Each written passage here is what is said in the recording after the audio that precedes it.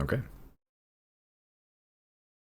Last we left off, you traveled the strange forest, the forest of many paths in Hara to meet with a, let's call her a war criminal, in a way, the previous Archon of Hara, Areme Gideafin, one of the members of the First Fire, or perhaps one of the final members of the First Fire, even.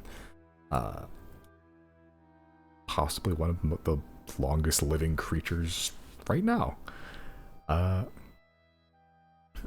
Initially cold in that demeanor did not really change throughout the conversation. Uh, you've had a conversation, one with unique insights from a being that aged. Uh, a lot of time to contemplate and discover things, apparently. Uh, Convincing her enough not to necessarily join you and help you, but at least, provide you information that she may be privy to. There were a couple of key notes. One, she has at some point been to the moon, and noted that there are large, powerful artifacts, quite literally thrones,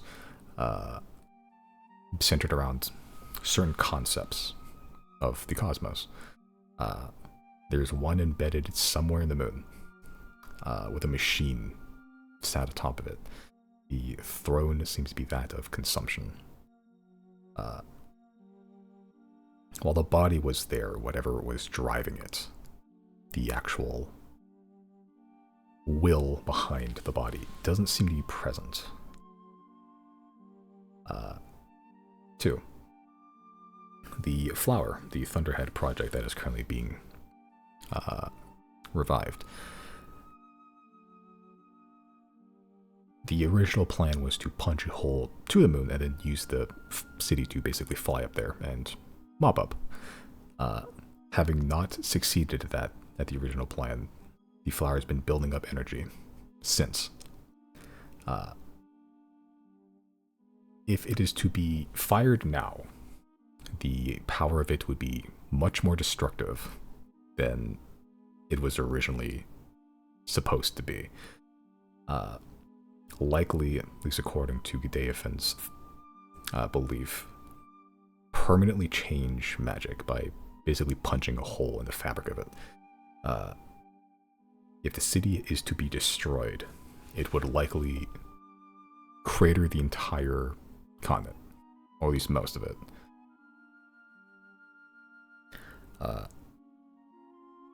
Three, the nature of Zia's immortality seems to derive from a ancient being that seems to even far precede a lot of the gods kicking around now. The Cat of 9 Trillion Lives, Artois Lu. Zia, according to Gideafin at least, has a bite mark in the soul by this being. Somehow this seems to keep her alive even beyond death. I'm sure there was a couple of other things sprinkled around here and there, but those are the three main points that I recorded, at least. Riley contacted that thing and made blood slug. Yep. Gideafin gave you a little flower friend, Lily, who seems to be just there to act as a go-between, if nothing else. And then, yes, Riley, just how you attempted to contact Artois Lu. Immediately hemorrhaging in the brain and dying instantly. Well, more, lethally, being close to dying at least. After having been stabilized by Zero, you discovered that the remnants of your blood on the floor begins to animate into little, blood slugs pulling themselves along with arms, like liquid arms. You kept some of them, or the ones you could find. Some of them froze when you got a fan. But you currently, by my recollection, have 6 of them left. Keep them safe.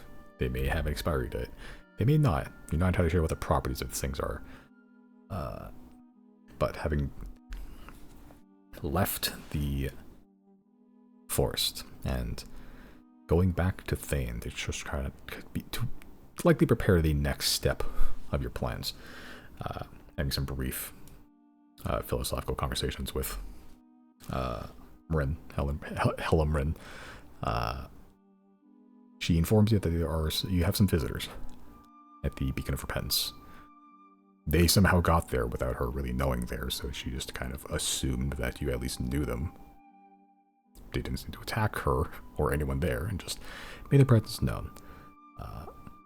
When you got there, you've discovered a tall drow man and a squat Goliath. Well, tall himself, but sitting down, all covered in warm clothing, cloaks, furs, winter gear.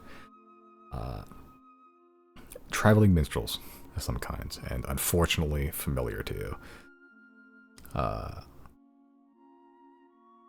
The red spectacled, ruby glassed glasses of the drow, kind of blocking out any semblance of his eyes. Large brimmed hat, and the tattooed Goliath. Stripes across the body with tattoos around the face that kind of resemble like a boar's tusks. Just sat at the pillars next to them. The instruments just on the floor. The drow smiles at you as you approach. Merrick and Gary are there, just on guard, not knowing who these people are, just keeping an eye. The drowman, who apparently Bryn has been given the name Kaddock. The drow speaks. Well, it seems the situation has advanced since we last spoke. Riley, I believe he responded with, "Yeah, how so?" Yeah, something like that. Yeah. The drow goes, "Well, that is where we pick up." The two figures, their faces clearly illuminated in the flame-lit interior of the Beacon of Repentance. Warmth in this frigid hellscape. Clearly outnumbered them, but they don't seem to be that bothered by it. The drow sort of pushes off the pillar he's leaning off with one foot, picking up the instrument case, and just kind of walks towards you all to about 20 feet. Are you all entering the building proper to meet them, or do you want to do something else? I mean, Merrick and Gary are inside the building, yes? Yeah. Yeah, go in. Okay. There is a center table, kind of like a war table. There's like maps and plans and everything that Merrick and Rin seems to have poured over, but all that has been cleared off for now because who the fuck are these people? The drow walks towards the table, just leaning against the tall instrument case that you saw was carrying some sort of stringed instrument last time.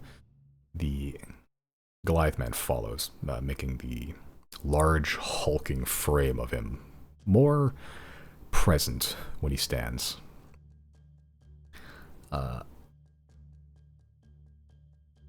As you all approach the war table, the drow speaks with the Goliath just kind of shadows from behind a little bit as he's leaning on the instrument case.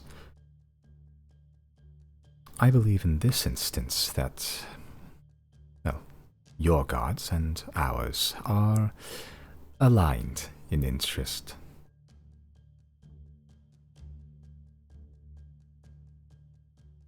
Which god you like again? Drow sort of, the ever-present smile, somewhat creepy, never fades. He just sort of goes, the Grave Mother, the force between, let's call it a transition life to death.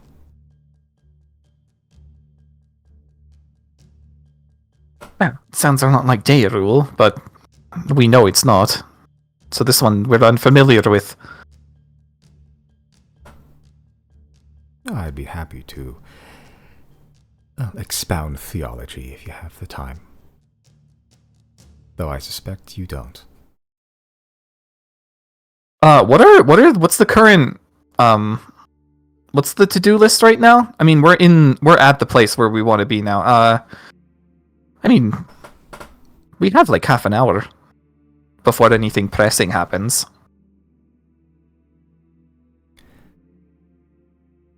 Perhaps At the very least. Would you like me to expound theology now, or discuss, let's call it business? Either or. Business first, I suppose. You are fighting a force when we didn't know existed until a little bit ago. But the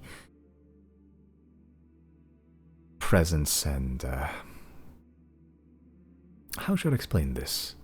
Potential of death is squirming.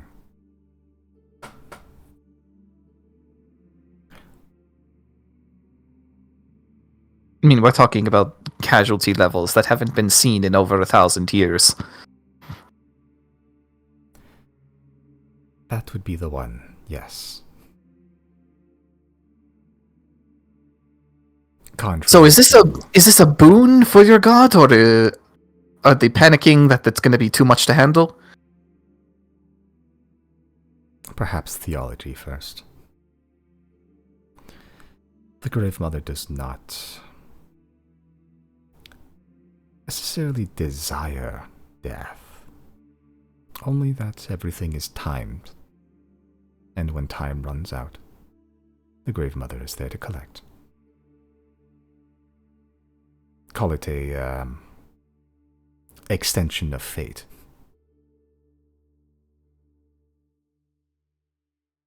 Unavoidable. A road to which all are to meet its end. Correct. Alright, I'm following you so far. It is not the desire of death. It is just the... Well, yes, when time runs out. The Grave Mother's there to transition one stage to another. Not a goddess of death, just a goddess of, transport. A neutral party. That's our belief, at least. Alright, fair enough. Leads us to the business. There is one of us, who I will not name, but one of us, that is in greater connection to our mother. And this ally of ours is in distress, because our mother is in distress. It took some time to exactly glean why. And when we did, you were in the cogs. The center of it all, actually. It's been made clear to us that the potential of death is quite high. But the Grave Mother does not believe that it is everyone's time just yet. So, in an unprecedented set of events, for once, we are givers of life rather than death.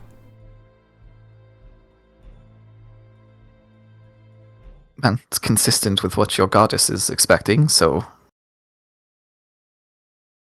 checks out. Hence our arrival. Well, that's nice. A temporary truce is more than welcome here. And I guess from what we know so far is that I guess the enemy would be sort of an enemy to your goddess. Partly because the enemy is an enemy of consumption. They just want to consume everything. It's essentially just consuming all of that. The Grave Mother would probably collect. Again, she doesn't collect, in a way. Not literally. Transport. Collects debts, maybe. That being said, we know that there is a force that you are fighting. But not necessarily the nature of this force. Oh, we never explained that, huh? Well, we've only met once. Not that amiable either. And we performed. It started nicely. And alas, business must come before pleasure. Then, I would ask you to step outside real quick and look up.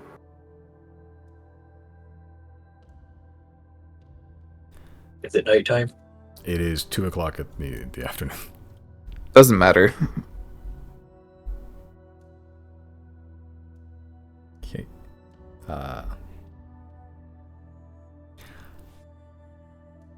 Yeah, he sort of walks outside, as does the Goliath. Merrick and Gary sort of parting ways to let them pass, and they're just keeping an eye. Kind of opens the door as the wind and snow kind of blows through, letting you chill into the interior of the building. Sort of looks up at the gray, overcast sky. Is the moon even visible right now? Not really. Well, somewhere up there is something we call the moon. As it turns out, that desolate rocky sphere is home base for the enemy.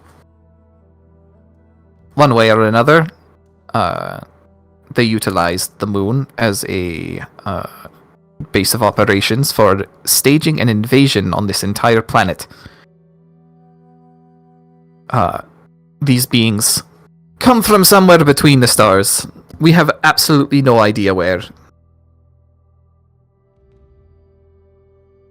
Up top there, within the rock itself, is a physical throne.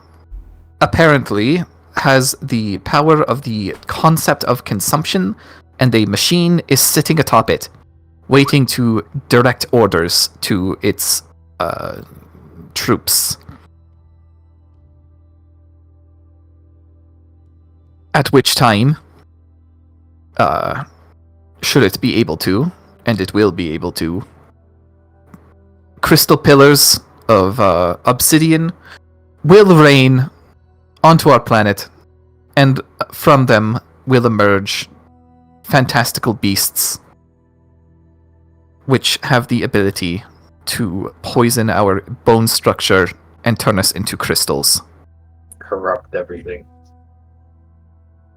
Keep in mind, this does not kill us. It traps the soul. What will kill us will be their experiments with flesh.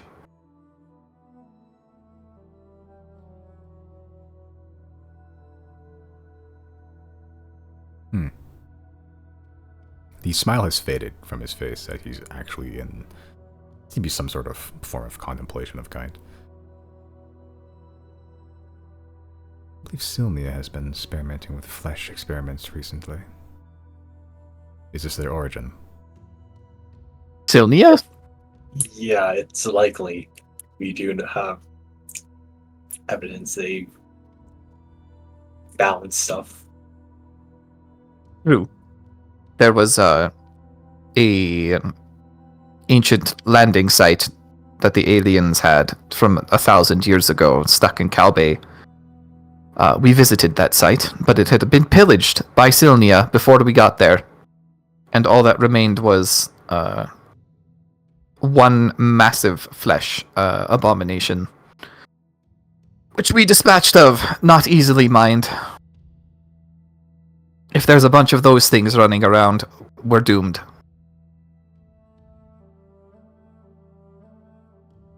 Well, good thing killing is our modus operandi. He sort of walks back in and takes the position near the table again. Kind of pulls out a coin. I think you have one, actually. It has like a symbol of a skull blazoned on one side. Kind of puts it on the table. That coin will connect you to us. Ascending stone. Similar in function. We received this coin from them in our first meeting. Yeah. Okay. But he's giving you a second one, basically. There it goes. For the time being, during this crisis, we, temporarily, will follow your directions. And any current contracts will be put on hold.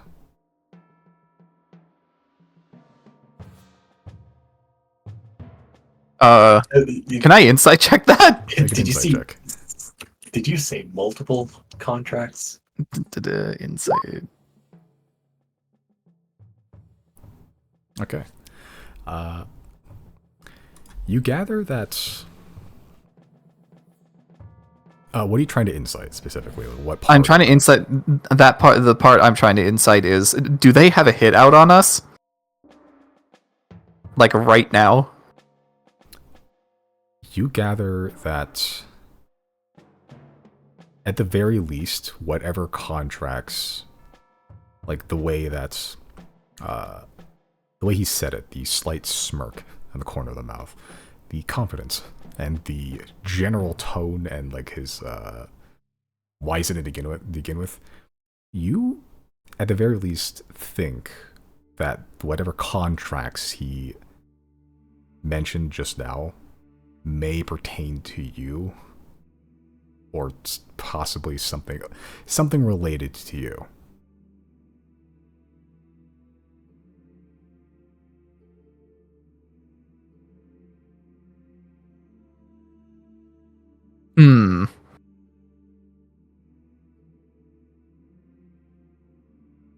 Not to dive into your customer's business, but we just delivered a large sum of money to one Liz Ricaldi. Was it Liz Ricaldi? She's the Yeah. Yeah. Okay, she's Silverwind. On the premise that it will finish a large construction project that may aid us in defeating this enemy. She didn't happen to turn around and use that to hire you again, did she? Make a persuasion check. Persuasion. Yeah. He sort of looks up at you. You can't really tell because you can't see his eyes beyond the glasses, but he sort of tilts his head up, the face being unrevealed by the large brim of the hat. He sort of chuckles a bit. No. These contracts were well laid in advance. We have not received payment from Miss Caldy in some time.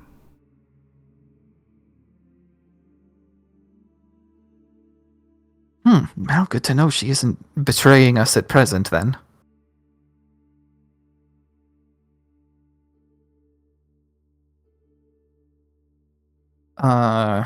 Seeing as though whatever conflict we may have with the Gravekeepers is going to be very far off. That's fine. That's good enough for now.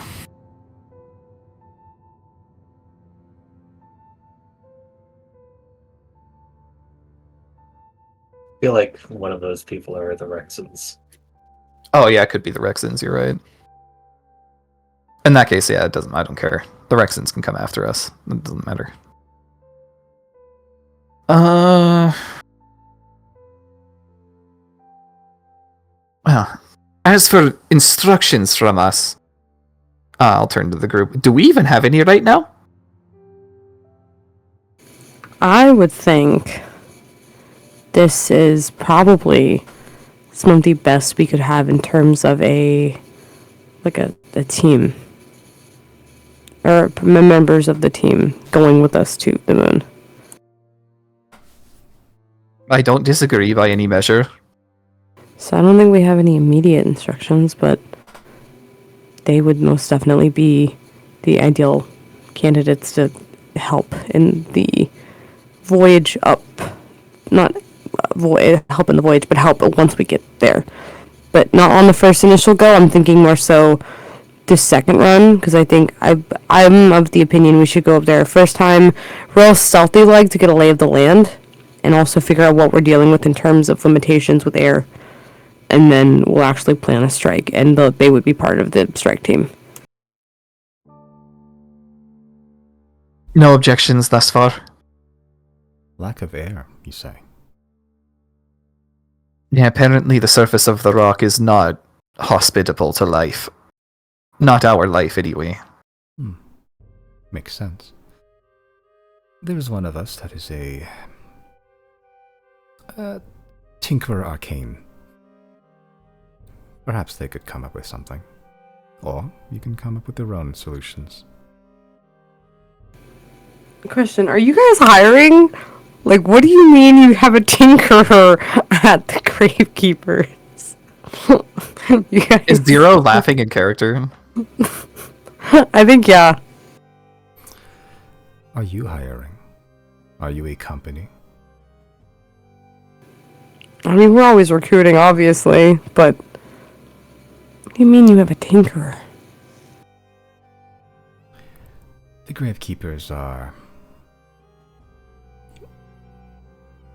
well, not a large group, but they are a tight-knit, skilled, and most effective group.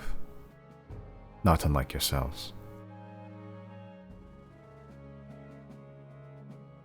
So, when you allowed the doctor to pass, that loss was felt.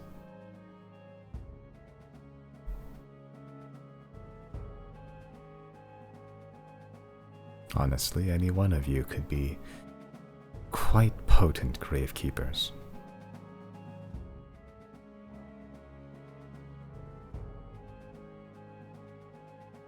How does one become a Gravekeeper? A number of ways. I myself was sold into it a long time ago. Literally? Sold? Quite literally. Against your will? Originally, but this family seems to be a much better fit for me than my previous. Bo here, he could point to the giant Goliath. Well, he simply enjoys the act of squeezing life out of someone and watching the light fade. I'm sure. Definitely in the right profession. I tend to agree. So long as you expound the word of death and have no qualms about shortening one's lives, and stay pious and loyal. That's all that's really needed.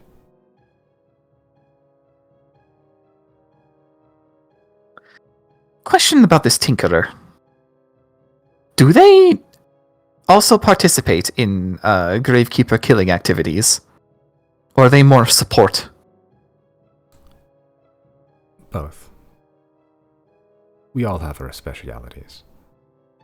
Theirs is intricate contraptions. It's called indirect killing. They're also responsible for upkeeping most of our equipment.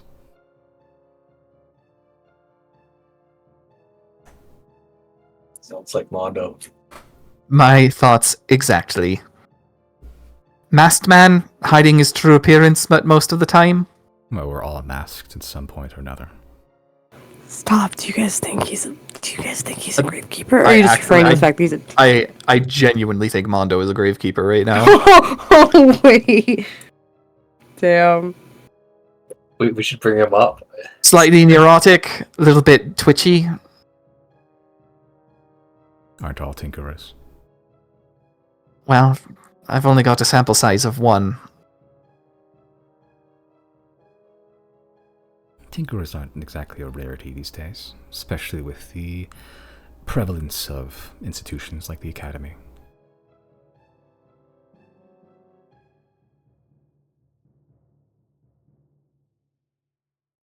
Oh, is that in a response to the Academy existing, or does the Academy produce these people? Both. You go back a few 100 years. Such institutions like the Academy didn't quite exist.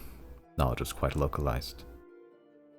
Especially knowledge of this sort, advanced teachings.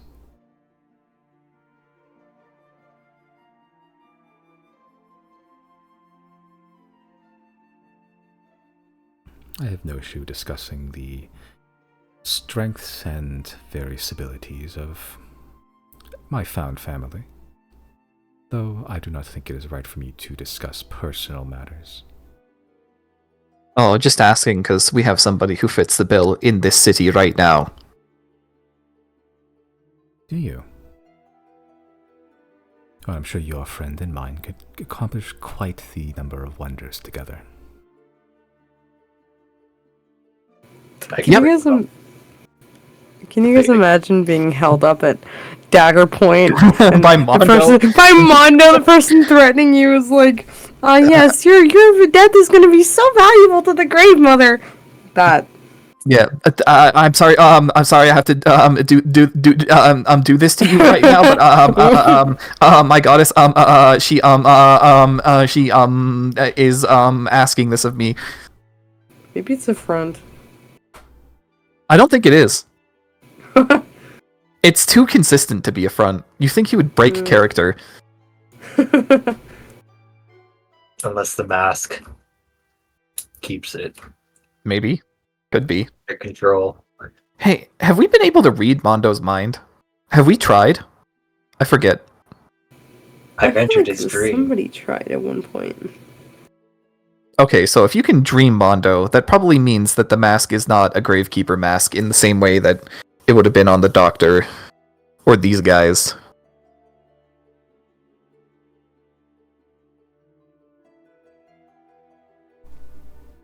Have Merrick and Gary been listening in on this? Yeah, they've been in the room, as has Marin, actually. Right. And imagine any of the passengers you may have on, which is most of them except Lily, I think. Yeah. I don't know if Tongues is up for Zia, but I can give her the rundown later.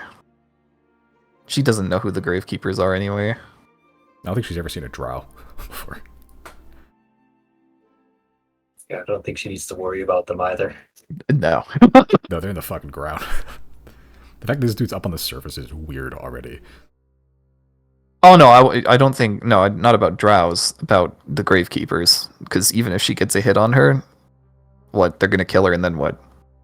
She's just gonna come back. Yeah, it'd be, you could scam people out of money so easily. Like, I technically killed her. What do they want from me?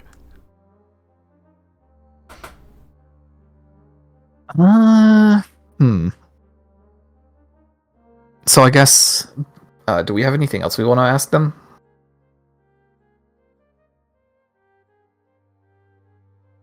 I mean, he already gave us means of communication with them, right? Yeah, the coin. And I think that is it, I would think. Yeah, I can't really think of anything else. Immediately, anyway.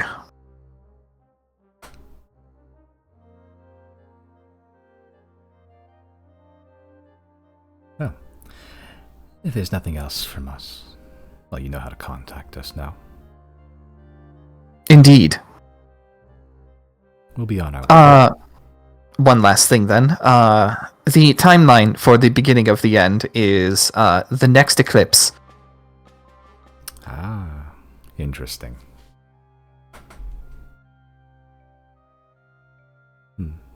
When all light is snuffed out in dark. Normally we enjoy such a thing. A most interesting time indeed. I'd say look forward to it, but it's not going to be fun.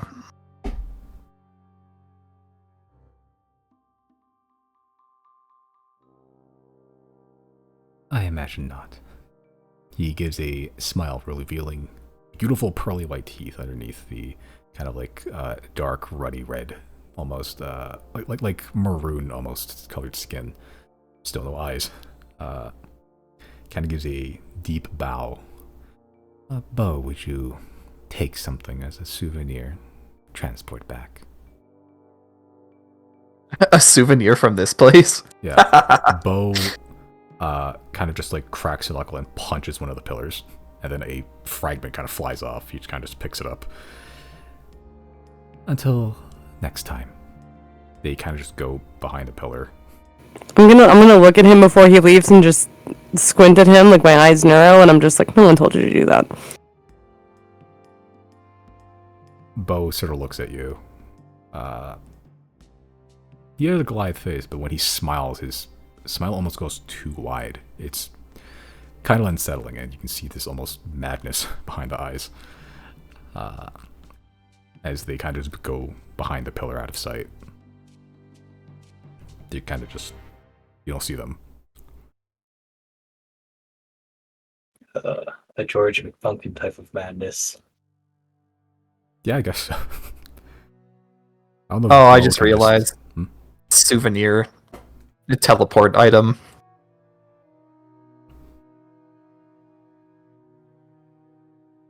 Yep.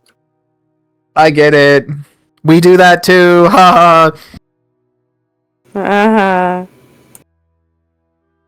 ha. Is there structural damage? Should we be worried about what just happened? It's like the pillars are decently thick, and he punched like maybe like a 3-inch wide fragment of stone off the thing. I'll turn to Merrick. Hey, Merrick, is that going to be a problem? Do we need to fix that? He sort of looks at it. No, I mean it's annoying, but it's load bearing enough. Are there like errant rocks around? Inside the building? Yeah. Pebbles maybe, but I'll collect a few pebbles and then I'll use bending. okay. Yeah, takes a little bit, but over the next 5 minutes, there's not a whole lot of pebbles. But you do find enough to kind of patch it in, and it kind of looks like cobblestone, almost like a sandblasted driveway, I guess. Like this kind of like a patchwork band-aid over it. That'll have to do for now. Yeah, and as you're kind of working on the pillar, yeah, you just don't see them behind the pillar. They warped out at some point.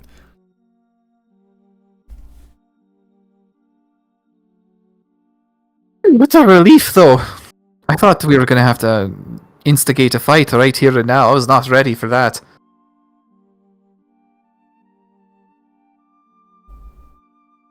Oh, at least It's already- they work for us now. For now.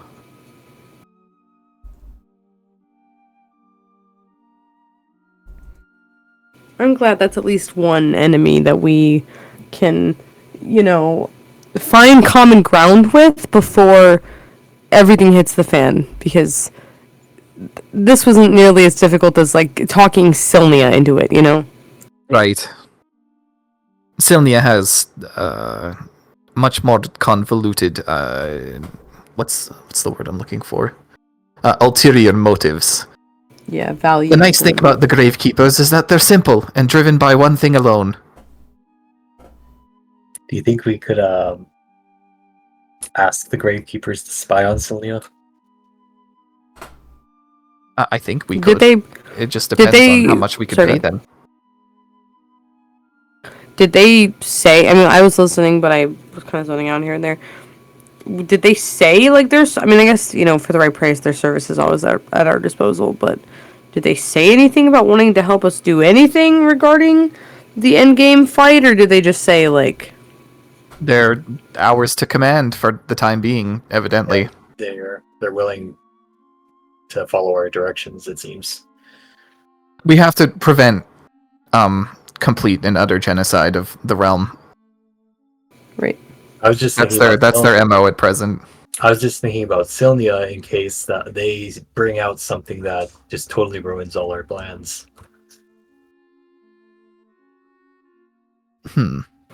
We do have the kill button, the free kill button dagger that Simon reminded me of. If we really just want to take out Jarn Hat like today. I don't think we need to. And also, what happens in that power vacuum right now? Yeah. I don't know. Do we know anything about the political structure of like who would be next in command? Probably Altus would try and fill in the void. Yeah, is there like a deputy prime minister? Rias, sorry. No. There. Which of you Like were... Liz, I feel like Chris would know. Yeah. like Lila It's Rizeri was, had some that's- influence in there, right? That's true. I guess there are worse people, Yeah. technically, And possibly. Rias might want to claim it with Jarn Hat gone. I don't know if they have the power to do that. But we don't know what the fuck Rias is planning on a administrative level either. Maybe we have to meet with the Yeah, Black Council. At some point after this exchange happens, I do want to go pop in to the Platinum Council. Maybe not just like a out of the blue pop in, but I kind of want to spy on them for a couple of days and get a lay of the land, and then somehow manage to snag an audience with them, maybe, perhaps. Maybe Marin knows more about the political structure. That's true. That turns to Rin. Hey, you're past administrator of a major town in Durius. What's up? What's going on? What do you want to know?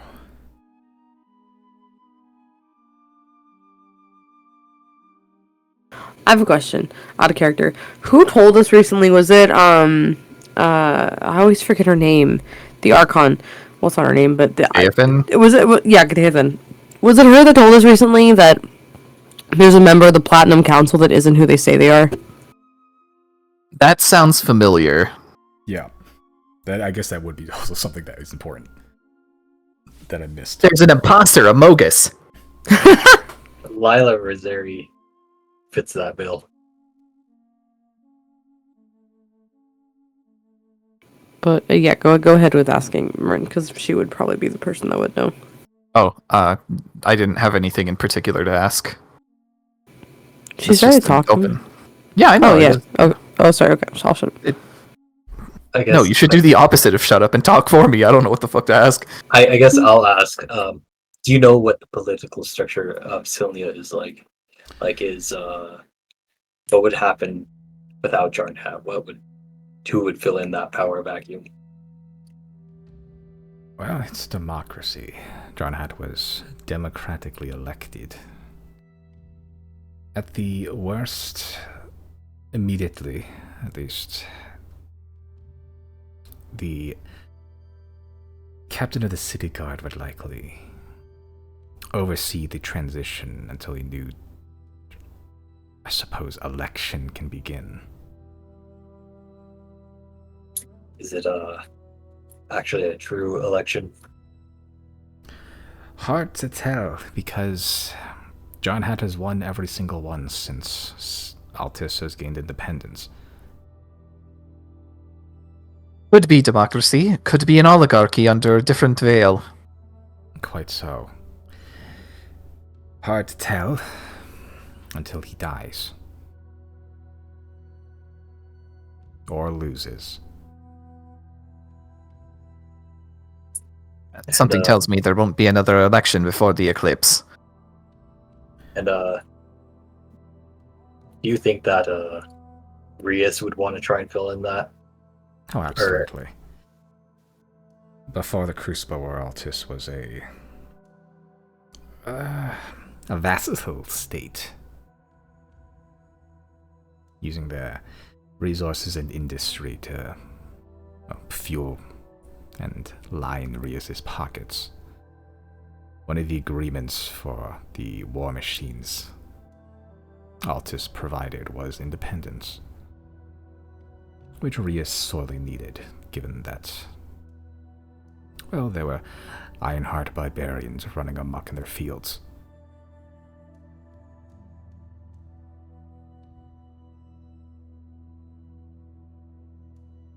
And, what do you think about Lila Rosari?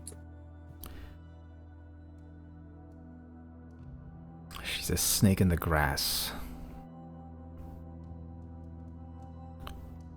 She's head of warfare only because her husband deals in arms. So we've come to learn. What was her husband's name? Thomas, I believe. Actually, hold on. Actually, I have to double check that. I'm pretty sure it's Thomas. Yeah, Thomas.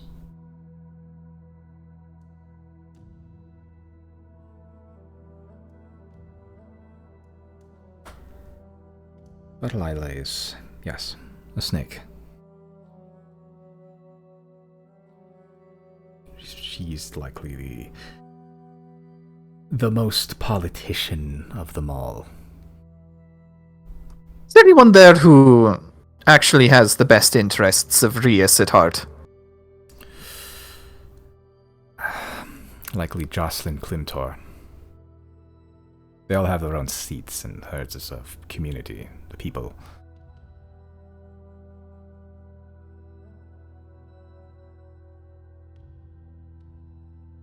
Well, we have a name that we can possibly fuck over, and we have a name that we don't want to fuck over. Those are some good bases to have covered. Also, two people to keep a very close eye on, because I don't know. Sometimes it turns out that the people that seem the most harmless are the ones that are potentially not who they say they are, not who they seem to be. Honestly, if you had to keep an eye on one of them, Lila's the obvious one, but Jocelyn is she seems good, and I do not trust good. The You people know- So what do you trust in That's the fair. Platinum Council then? None of them. I trust that everyone there is ambitious, including Jocelyn. And what about the other members? There are 7 seats in total. If I'm And the king is one, correct? Head of Council, Burhasido. King, yes. Head of Warfare, Lila Rosari. You know this one. Head of Community, Jocelyn Clintor. Head of Secrets, Vosriel Attar. Don't know much about that man. Of course. As is his... Maybe. Yeah. Head of Commerce, Lero Damas. Head of Infrastructure, Arnon Rouse. And Head of Knowledge, Felonway, an Elvish man.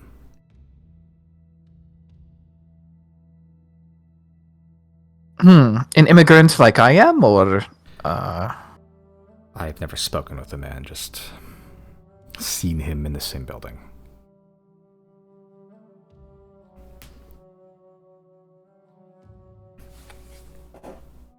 You know Lieutenant Lorg? He's the second in command at Silverwind. Correct. And on the surface, it appears that he is big fans of ours. And you trust this? As much as we can use magic to discern, so yes.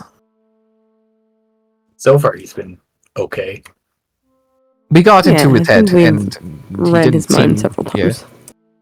Sorry, didn't mean to interrupt you. You put too much stock in your magic abilities. I could summon him here right now if we want. Please don't. Yeah, I don't think we need to create that sort of chaos at present. Either way, there is a project in Dusamar being constructed right now from an ancient what's the word? An ancient blueprint, I suppose, that the first Archon of Haura devised. Never got around to finishing because of the war for independence. And then Silverwind got a hold of it. Luckily, or perhaps unluckily, it's a big fucking laser that we can shoot at the moon. Just heard from the original creator, though, if we shoot it, bad thing gonna happen. Either a crater in the whole continent, or a rip through magical reality.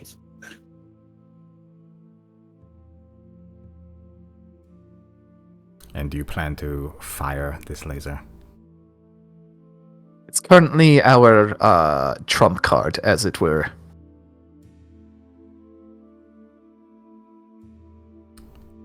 Plan is a little bit I wouldn't use that word. Not at this point. Although I don't think I could trust this Recaldi. Oh, absolutely not. Yeah, no, she wants to be the administrator of it, and we can't really stand for that, can we? Well, Which reminds me. Oh no, go ahead. you do now have the temporary allegiance of the Gravekeepers. They are very good at making people disappear. Uno card. Uno The reverse Uno. No, you. See ya. Which reminds me, I am gonna cast sending to Liz Ricaldi, and I'm just going to say to her, hello, ma'am. I hope our funds found you well. How are things going? It's like midday. You get back pretty immediately. From what I can tell, the unrest has been solved. Funds properly allocated. Construction underway. I'm going to cast sending again, and I'm going to say, excellent. Good to hear. Sorry for any mess or inconvenience we may have caused. I need to be counting my words. Hold on. Scratch that. Or erase that. I'm just going to say excellent.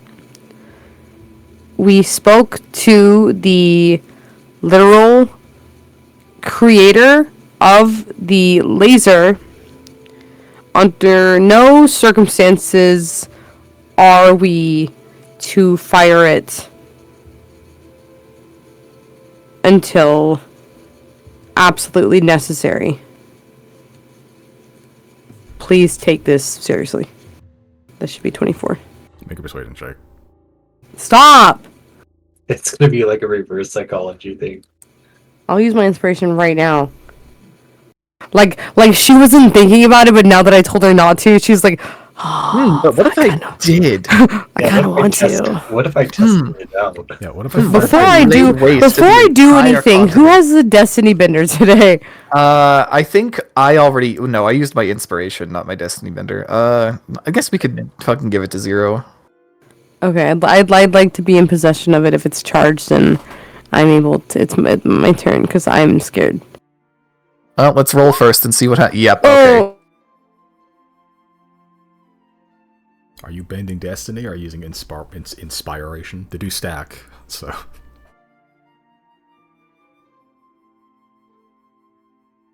Oh, hello? That ain't good. Yeah, what happened? Hmm. Interdasting. The roll is so bad, Mr. What do I do? Just reroll again? Oh, there we go. Hi. Yeah, welcome back. I mean, yeah, the time to go silent is not yet. There's still Okay. 2 more rolls. Okay. So I am with the Destiny Bender. I just roll it again. Yeah, Inspiration and So- Destiny Better do stack. So if you use one, you can still use the other. Okay. I'm just gonna use the Destiny Bender for now. Let's see what we Just get. roll better than a 6.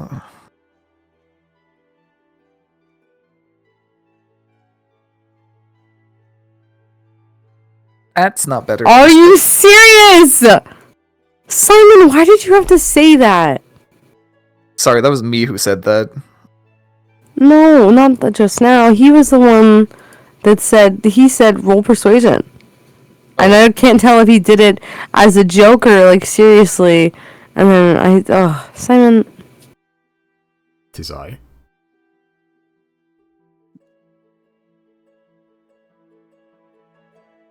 Don't piss me off. Don't piss me off, Simon. Oh shit. Simon, I'm sick as a dog. I just started my blood curse. I'm not having a great week. I will literally... Simon, stop. Don't be silly. I'm so... Your blood curse is that what you call it? Yeah, that's what I call it. That's funny. Oh, okay, I see. What else would it be called, but if not my blood curse? It is a blood curse. You see, you send ascending, and you wait. You don't really get a response.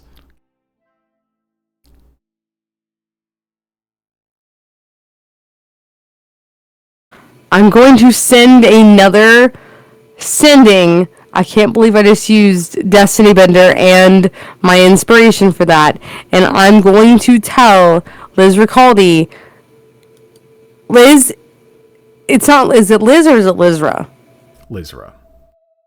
I'm going to say in first names, Lizra, if you shoot that laser, it can alter the fabric of magic as we know it. It can alter magic forever. Please don't fucking do that. I think you're just tempting her more. I'm not a caster. What do I care? She'll wonder if it's altering it for the better or worse. You wait a little bit, but you do eventually get a response. Our agreement was to, upon completion of the project, to fire it at the moon. To that end, I'll at the very least await your word. All that because Simon wanted to be silly. All that because Simon wanted to say his little roll persuasion, roll persuasion, roll persuasion. And I used Destiny Bender and Inspiration and all 3 of my level 3 spell slots. To be fair, I didn't use all of them on that. I used my last level 3 spell slot on this because Simon wanted to be silly. It's the only way I can drain your party resources at this level. You piss me off.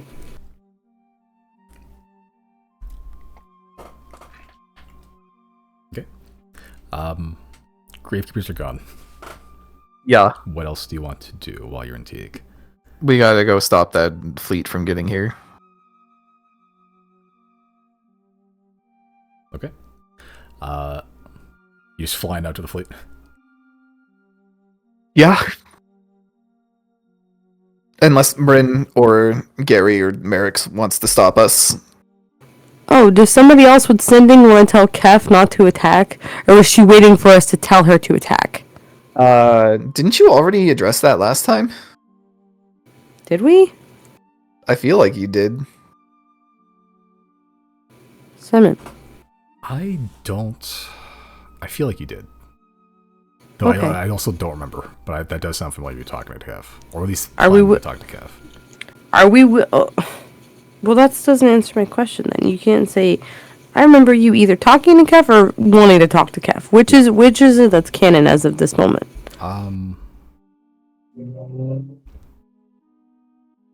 Because I just ran out of my last spell slot.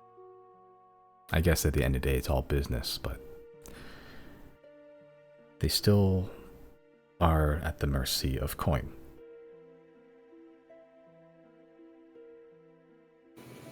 I'm gonna cup her face in both my hands and squish her cheeks and give her face a little smush around. In a very annoying, I'm not rough with it, but I'm mocking her in a little tiny bit. I'm just playing around. I'm just gonna be like, I won't let them hurt you. You'll be fine. I've never been so patronized and humiliated in my life. Give her a little kiss on the forehead. Don't touch me.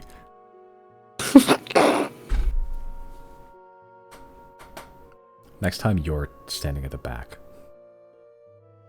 What do you mean? Because last time I was standing at the back, I got my throat slashed and I didn't see what the hell did it. Okay, I'll get the back next time. And don't stare. Stare at what? If you're going to be back there, don't stare. Stare at what? Never mind. Right. I want it to be known if I let her walk away first, and as she walks away first, I do stare. With her I do passive get an eye. perception, she does notice. That's fine. I get an eyeful. That's fine. An eyeful you get. It's such a good eyeful you get your inspiration back. Shut the hell up. We see all this happen. Riley would probably Right. yeah. Riley would absolutely know what's going on, and he'd be like, "Oh right, I should probably let Zia know what just happened." Yeah, Zia sort of goes up to you and it's like in decent common, like enough, because it's simple words. They seem nice. The Gravekeepers? Yeah. I'll slap some tongues on her and be like, "Yeah, well, nice is certainly one way of putting it. So those guys are professional assassins. Oh.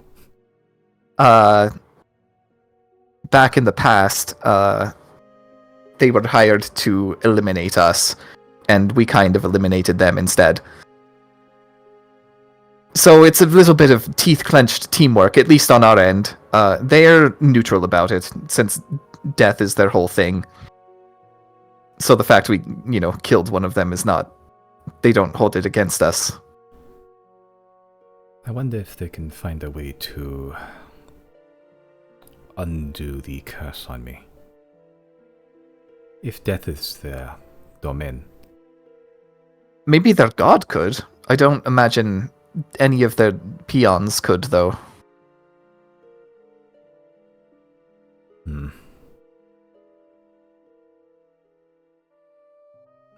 Perhaps this will be a conversation later on. Yeah, if we can get through the month or however long it's going to take, I wouldn't mind exploring that option. Because we're allied with them at present. That's what that conversation was. Their god is panicking about what's about to happen.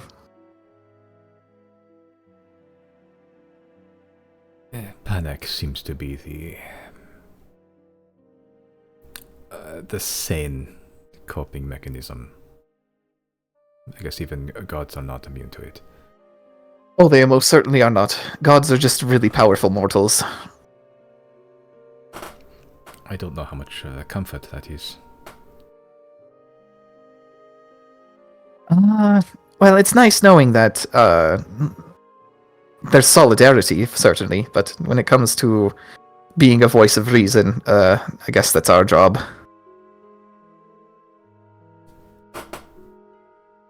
I think you are doing a good job of it. For now, it's easy to not panic when the true nature of the invasion has not yet revealed itself. I feel like we can handle it. Is that going to hold true when shit hits the fan? I don't know. I think you'll be able to handle it. You are all quite strong. And you have been building a network of compatriots and allies. Honestly, that second part was just incidental. We didn't really plan for there to be such an expansive network of people to rely on for this, but that's just what ended up happening. The end of the world tends to bring people together, it seems. And it also drives them apart. There are those that would use it as an opportunity to further their own goals. Silnia. And who knows what Rias is planning. Calbe as well. They may have a truce now, but that doesn't mean once the dust settles that the Bronze Legion will not use their newfound power to steamroll the other two. That is, what is the saying? A bridge for another day. Yeah, I'm picking up what you're throwing down. You did what you have to survive now. No time for Essentially. regret. Oh no, that's long past. Yes.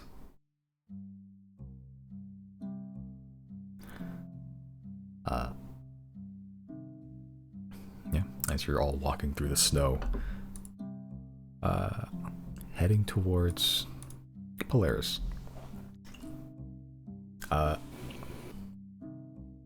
The kind of drawbridge-like stairs retract downwards, allowing you all up. It smells more floral in here than it did last time. Do we know if Lily is an intelligent creature? You know, I don't know if you're sure yet. Did I try reading its mind? I totally forgot. I don't think you did. I'm going to try reading Lily's mind then. Okay, Lily's not currently in the room. You said we're still walking back towards the dragon? You're inside the foyer of the dragon now, the bottom floor. Oh, I can't find Lily within 30 feet. It senses all intelligent creatures, if I recall. Yeah. Okay. Or does it have to have sight? Hold on, where's detect thoughts? she can probably see a little. Certain creatures that you can see within 30 feet. Yeah. Okay. There's two modes to the detect thoughts. It's either focusing on one creature you can see, or generally detecting everything in a radius, if I recall. Which I think you can swap between, if I recall. Yes. But, yeah. I don't know if I have to have vision on everybody, but if not, then yeah, I'll just try for 30 feet. Okay. Let me check something here. Detect. Ooh, I'm not looking at the right. There we go.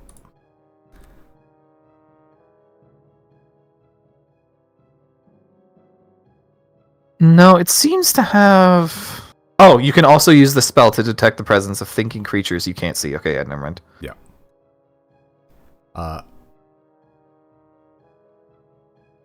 Yeah. So, you try to probe for creatures around you. You do pick up something, actually.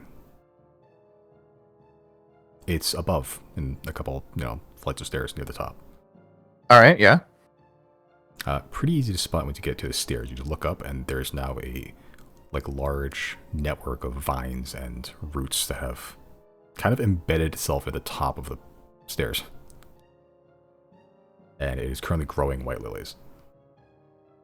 Alright. That is apparently what you're detecting. Is it thinking, though? You're able to detect it, so apparently it is. What do I discern from the thoughts? The surface thoughts, not really a language, but just literal thoughts, expand.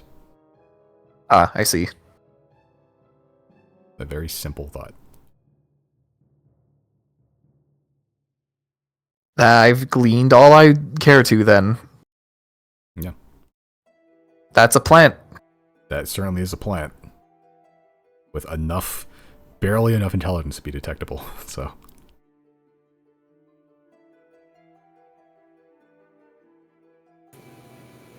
How much has she expanded? She's probably covered about the, top few railings at this point. She's on the very tippy top of the floor, pretty much. So, where the teleportation room is, those railings, she's seems to have sequestered for herself. Maybe she would do better at the fortress.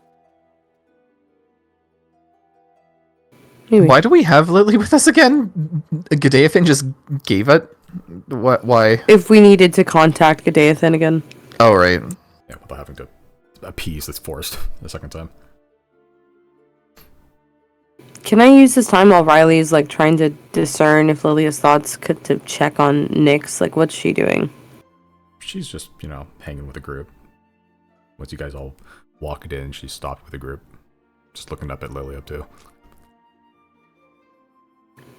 I'm gonna go up to her and just bump her with my elbow a little bit and be like, what are your thoughts? I'm not a fan of Lily's, I decided. Why? I don't know, too fragile here. A ideal that's not really idealistic, I guess. A nice thought, but that's all it is. What'd you think of the forest? I don't think I liked that either. And the woman we spoke to there? She seemed, I don't know how to put this, I guess kind of like she's aged and wise, but in a short-sighted kind of way.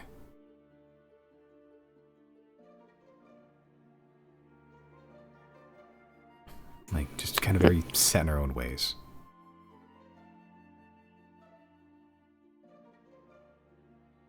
What about the gentleman we just spoke to? He kind of creeped me out. The, shorter one. Both. Okay. Are you familiar with the Gravekeepers? In passing, I've heard the name. Oh. This is our... What is this now, Riley? Third encounter with the Gravekeepers? Really more like fifth? It's 3 run-ins with the doctor, 1 run-in with them, and then today. Yeah, we disposed of one of them in Tetscott. It was a very close fight, but we did it. And these two showed up some months back, all the way in Riley's town. Whose name I definitely remember.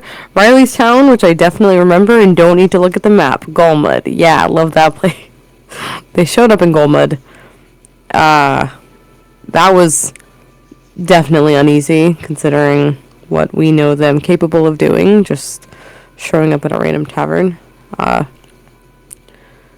And yeah, a couple more times, and just with the doctor, and then today. This is the most amicable we've seen them, I believe, right? Pretty much. Aside from that time we were performing with them. That is true. You were, but that's before you were jamming with them. They revealed themselves to be part of an organization that we had less than stellar encounters with. Maybe that's what won them over. Maybe they liked your little jig. Well, also not attacking them immediately was probably great. Understanding that it is business is beneficial to us as well. Also, I don't know if you noticed, but I'm pretty sure somebody's got it out for us again. Doesn't seem to be Silverwind, but somebody. What they say, it was a long-standing contract. I'm not sure what that means, but well, the money you gave to server when that didn't pay for the services, but maybe it was from before. That could be anybody. I guess. Could be the Ruxans. Could be Sylnia. Could be Rias if they've caught wind. Not Rias. What's the... Yeah, Rias. Yeah, it could be the Platinum Council. Do you think the Platinum Council cares enough about you? Well, looks to Zero. They have reason to. What's Yeah, your ratio of ally to enemy at this point, do you think? Do you think it's like About better or even. worse? Okay. Yeah, I think we break pretty even. I'm not mad at the allies we've created.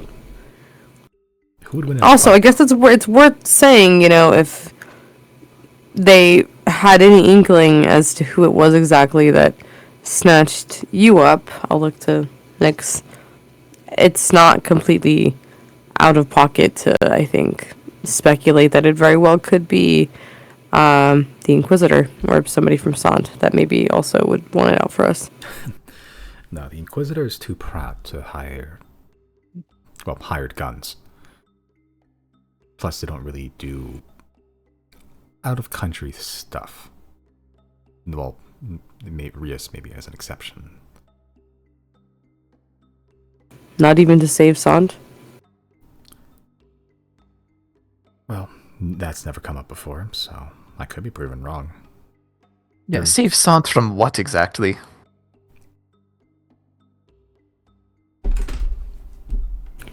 Something they think probably isn't their fault. Oh, you mean the sun dying? Right. Well, that's a new thing. Yeah, I don't know. That timeline doesn't really line up for the hiring gravekeepers, does it? And how would they know that it's us? I see. You're saying that this contract is from somebody older than Much. You were probably talking months ago at the very least. Okay. So then, Could've- yeah, probably the Ruxans. Been That years seems ago, to be too. the greatest likelihood. Could have been like, who knows? Maybe one of the contracts is from Sunny. The I don't fuck is think it with you Sunny and Sunny? knows. I don't think Sunny knows we exist. He might have gotten word. Yeah, word. A reason to hunt us down, though? With the gravekeepers? I don't know about that. That'd be a really But- expensive bullet to buy for someone they barely know. I think our top candidate is, as Zero says, it's gotta be the Rexans. We've pissed them off big time. Yeah, we took the whole potential. They were supposed to take over T. Could be leadership in Tetscat too. That's also doubtful. We didn't really do anything in Tetscat to... Two Tetscat. Yeah, to Tet. We didn't do anything to Tetscat, in fact. Actually, I took a you hand. and me. Yeah, you and me. And Jenna and, what's her name? Fuck. Deirdre? Deirdre, yeah. We didn't do anything to Tetscat. Chris, however. I don't know if it's gravekeeper worthy, but... It absolutely is not.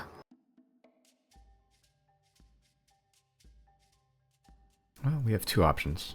Or you have two options. I just live here. You can either speculate about it, or you can ask them. Ooh, the gravekeepers? Yeah. I think it's more fun to speculate. Okay. If we knew the answer, then... That's no fun, is it? Either way, they can't act on it. Their god forbids them from doing so at present. For now. We are needed. I mean, I would like to know.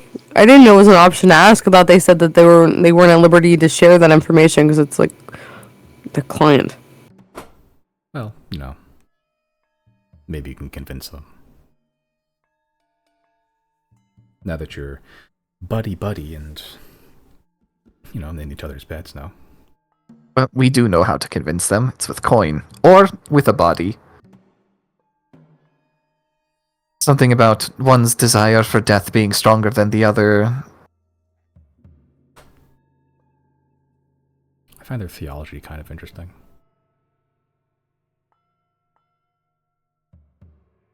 A few parallels between their god and mine. Yeah, you seem, is that insulting to say? You seem like you'd be a good gravekeeper. If anything, I think I'd be flattered. What about me? I mean, if mass death and destruction is their goal, then yeah. Yeah, you're not exactly a get in and focus on the job type, Chris. I don't think you'd be a very good gravekeeper. I Too agree. much collateral. I agree. I think the gravekeepers are all about pinpoint accuracy, and that is just not in Chris's wheelhouse. I thought it was accurate with the hammer. Sure. Yeah. That wasn't violent. Yeah, one, that was non-violent. Two, we had a mission to go in. Wait, hold on. What was our mission in Teague again? We had a mission to kill the Arbiter. You turned it into destroying the town. That was the distraction. Right. Sure, but gravekeepers don't really deal in distractions, do they? Well, we don't know how gravekeepers operate. I mean, they have tinkerers. You know what? Fair. Maybe they need chaos. Maybe that's something they don't have and they're hiring for. You could always ask them.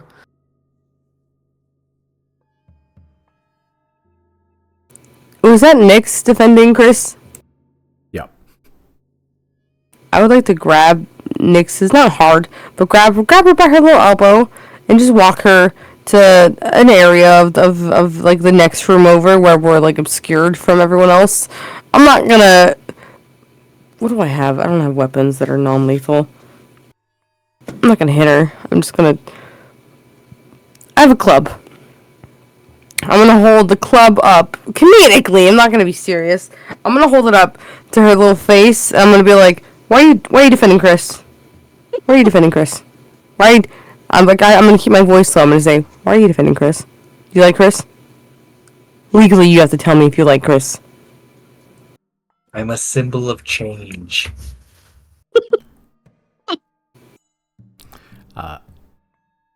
She sort of like raises her eyebrows and does finger guns towards Chris. One finger gun, but she sort of goes, I mean, he would be a good gravekeeper. It's just a tool, Different tools, different purposes. He is. Oh, Chris is a tool, all right. I'm gonna put both of my hands on her little shoulders, and I'm going to gently, just one time, give her a firm shake, just one firm shake. And I'm just gonna look at her and say, "Spend more time with us. Spend more time with us, and you'll see."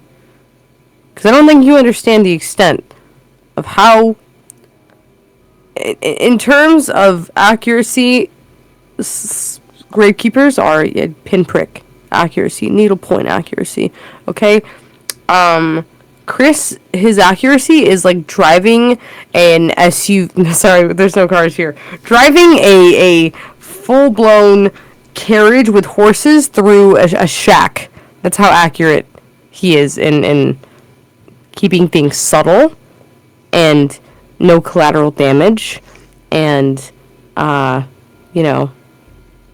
making sure one task that needed to get done turns into, okay, we just took out a whole village. That's Chris. That's what Chris does. I'll give you time to see that on your own. I don't need you defending him, please. Well, think about this. Let's say there's a village. You need to kill one person in that village. And if they die by having their throats sliced in the night, that is a murder. Then that will be investigated. But if the whole village gets taken out, exploded, well, that looks like a bandit attack. And bandit attacks happen all the time. In a way, that's more subtler in a way. This is an insane leap of logic. It's in an instance where you might want to take out the whole city is Lipad. But there's still plenty of innocents in Lipat who are just stuck there. It's their lot. Plenty who want to get out. Would not be there if they could control it. I'm gonna give. Oh my god, what's that guy's name? Alan from Smiling Friends. He's the one from the clip of that little guy whose leg Bogo's bented. Do you guys know what I'm talking about? I have heard the phrase "bogo is bented," but I don't know what the fuck that means. Well, either way, I'm gonna. Go ahead. No, I just need to look something out.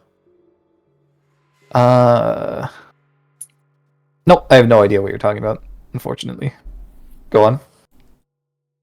I'm going to just narrow my eyes at Nick saying that, and just gonna say to her, "Hey, so that was pretty evil. Are you evil?" I don't think so. Well, I don't think so.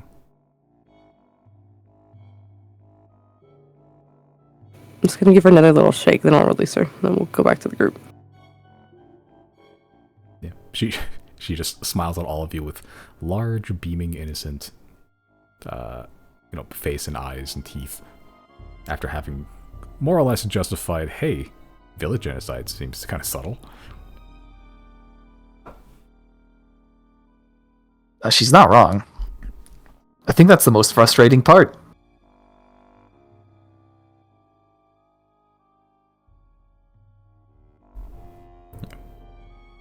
Yeah, she sort of looks up at Lily again. Well, it smells nice within here.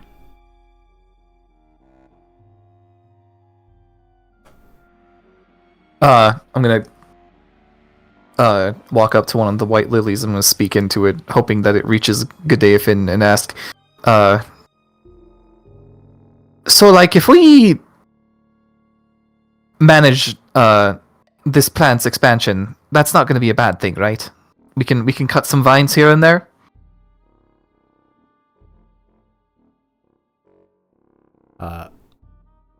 One of the lilies just kind of grows rapidly, and then kind of forms the shape of the thin, lithe body, the leaf hands, the root feet, and just kind of plops out, and it looks like what Lily looked like before, just walking around.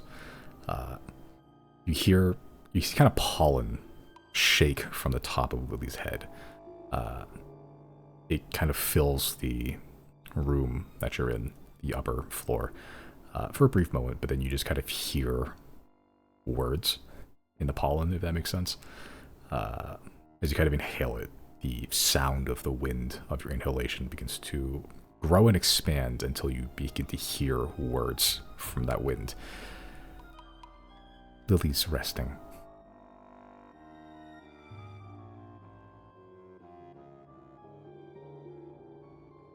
Right, what the hell does that mean? She'll sleep every so often. The vines are inconsequential. She's chosen whatever spot she's found herself in as her home. Right, but it seems like she, like all plants, wants to keep growing. And that could end up problematic if it takes over the entire dragon. Then define which spots she's not allowed to go. She does need sunlight every so often.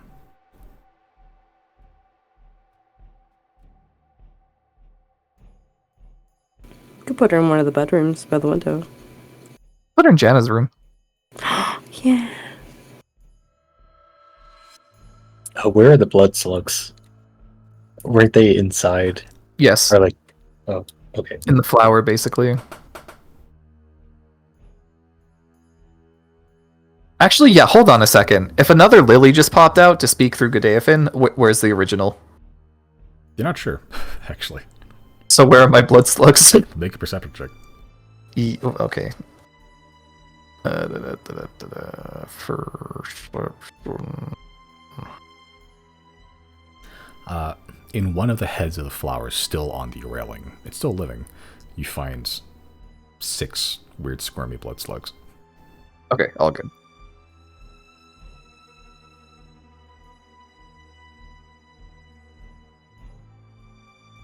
So That wait, is are good we just perpetually being surveilled by Gadaethan? Is she just constantly on speakerphone?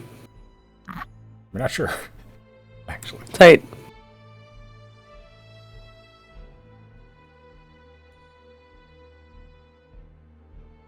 Okay. Heading off to find the fleet now. I believe that is the plan. Okay.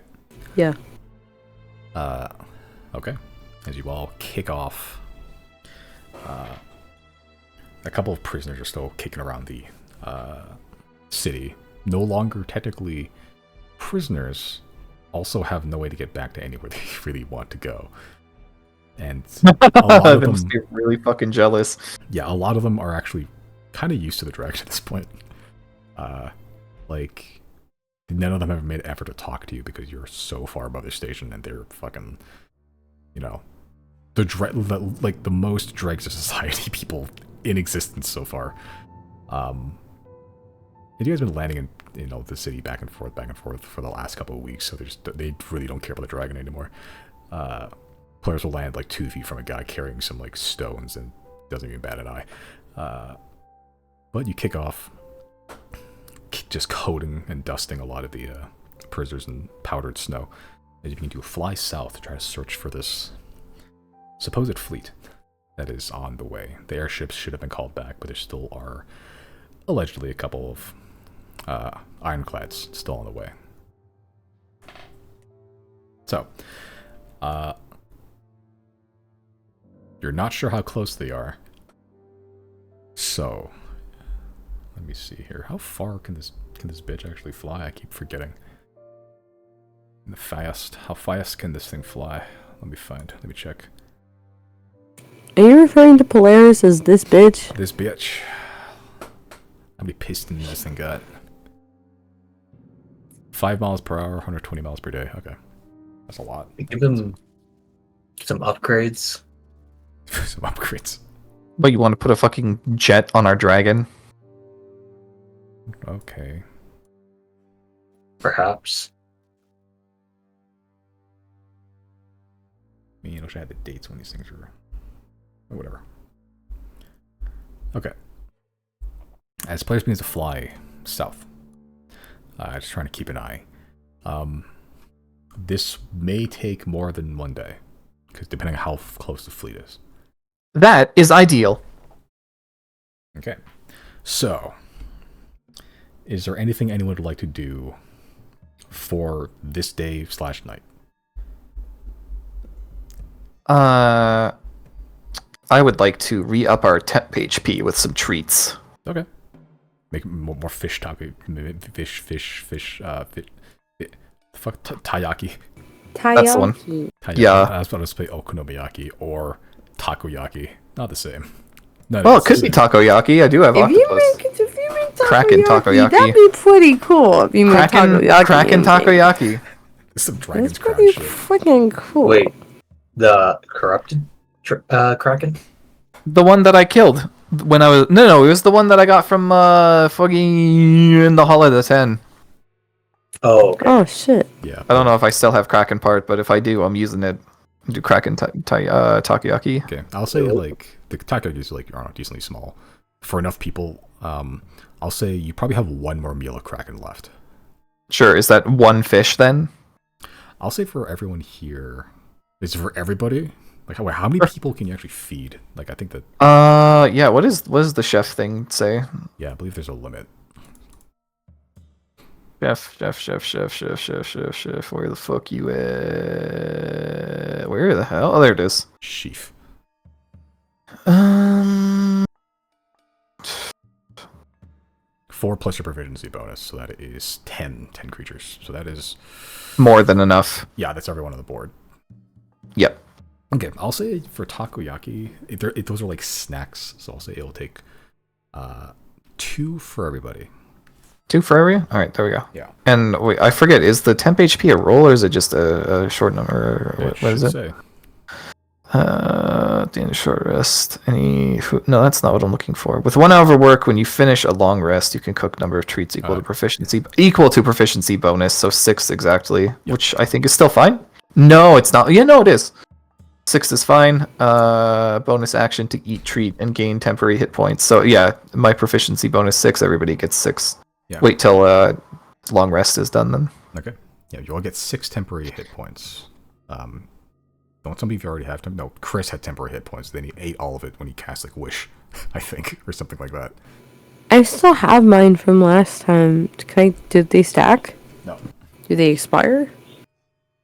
You can use a bonus action to eat them. So these special treats last 8 hours after being made. How much? So Okay. How much? you gain 6 temp HP when you eat. Yeah, I believe sources. Apparently Put them does in my not resources stack, as though. little treat. Little tweet. Yeah, sources of temp HP don't stack, so you have to choose one or the other if you get a new source. Yeah, but you can just keep it on you until you want to eat it within the next 8 hours. After long rest is finished. Yeah. Which could be done at any point, really, because I'm an elf and it only takes 4 hours. Oh, after your long rest is okay. Yeah. Okay. How many more days do I have left of Weakness. Strength game? Yeah, it's the 34th right now. It expires on the 37th. Oh, okay. Yeah. The 34th. That's after the sleeping and long resting that just happened just now. Okay. So if there's nothing else anyone would like to accomplish during the night or day or morning, we will keep going. Alright. Long rest had. Unless you're about to fuck us with something. No, maybe. No. What's the silent breath doing these days, actually?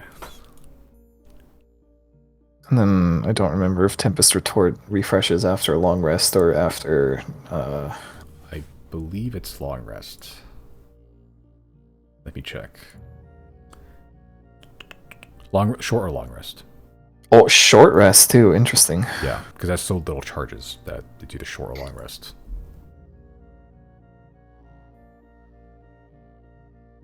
Okay. As the dawn breaks, what's the weather like actually up here? Sucks still. Okay. You're in the ocean, or getting to the ocean, kind of passing the land of the dog, as you're kind of flying south without any rest or anything. The scent of, floral scents, pollen, every so often a whiff of that kind of the acrid scent of tea just kind of emits through the, I guess, air freshener that is Lily at the top of the stairs now. Or are you moving her to Janet's room? We should probably move her to Janet's room, huh? Yeah, so she gets some direct sunlight whenever she wants. Okay. Yeah.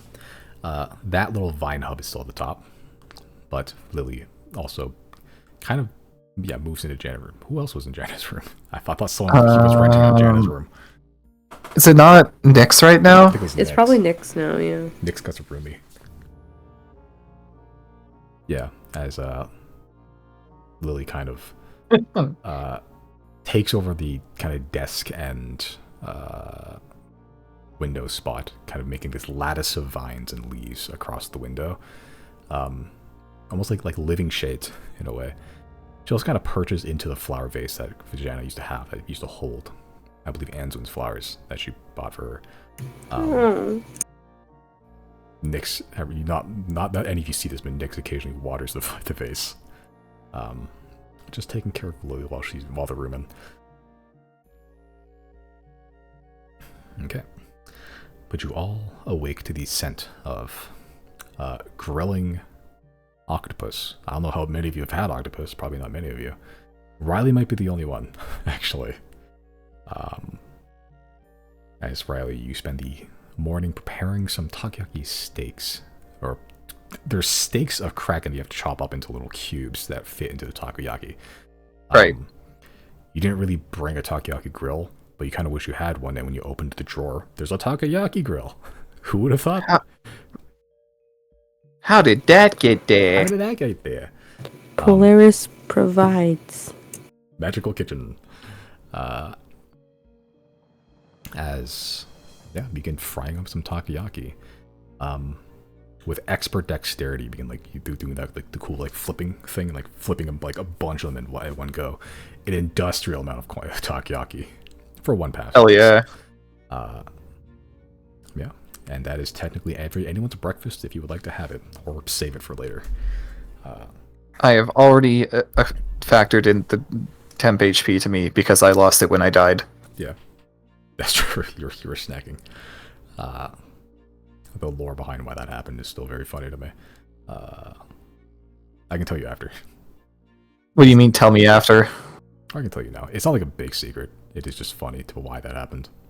I have a feeling what happened.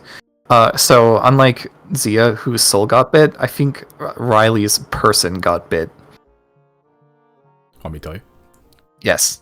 You got healed for 10,000 HP. Oh. Yeah, you had 400% of your body in your blood in your body for a brief moment, and it ruptured out of your blood vessels. Oh, that's what happened. Okay, so why the blood slugs then? I don't know. What do you mean you don't know? You created them. Yeah, I don't know.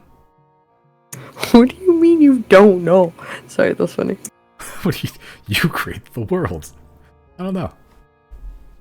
I just felt like it. So like, Fuck it. I do know why, but you know that's Okay, that's- good. that's up You to should know why. Yeah, okay. So if it's not for me to know, that's fine. But you should know. Yeah, I know. Good. Yeah, everyone chows down. I should actually. I don't want to add. I don't want to add temp HP to like all these NPCs in my fucking list. They're there. It doesn't even last forever, right? It lasts 8 hours. The temp HP should last. The meal itself is what expires after 8 hours. Okay. God, I'll add it to clock. Oh, so the temp HP I got from last time that I haven't used. I mean, I didn't use it in the sense that I haven't entered combat. But It I would still be ate the meal. I present. still have it though. Okay. It'd still be present, yeah. 6 temporary hit points to Claudine. Everyone else is an NPC that I can't be bothered to add temporary hit points to because they don't have a real character sheet. Okay. And it doesn't even matter in Zia's case. She'll take damage, die, and then come back. Yeah, she has like 30 hit points, technically. Or something like that. What? Technically infinite hit points. Okay. As you're all finishing your meals in the dining room, the large table that kind of takes up that whole front area also serves as a good perch to spot perhaps a fleet of ironclad ships. Anyone who would like to make a perception check to keep an eye out for ships can do so. Got nothing better to do. Can I do that with the Giselle rifle? You may. And I have the zoom zoom. Sure, why not? Why not? Oh wow, Riley just doesn't give a shit, huh? Yippee, wahoo. Distracted by something else. No, you were busy think about how good your takoyaki was. Damn, I'm kind of goated. You are gutted. Sorry, I'm too busy looking at my girlfriend's posterior. That is Claudine's roll. But you rolled a 2 and a 1. So that means it's 19.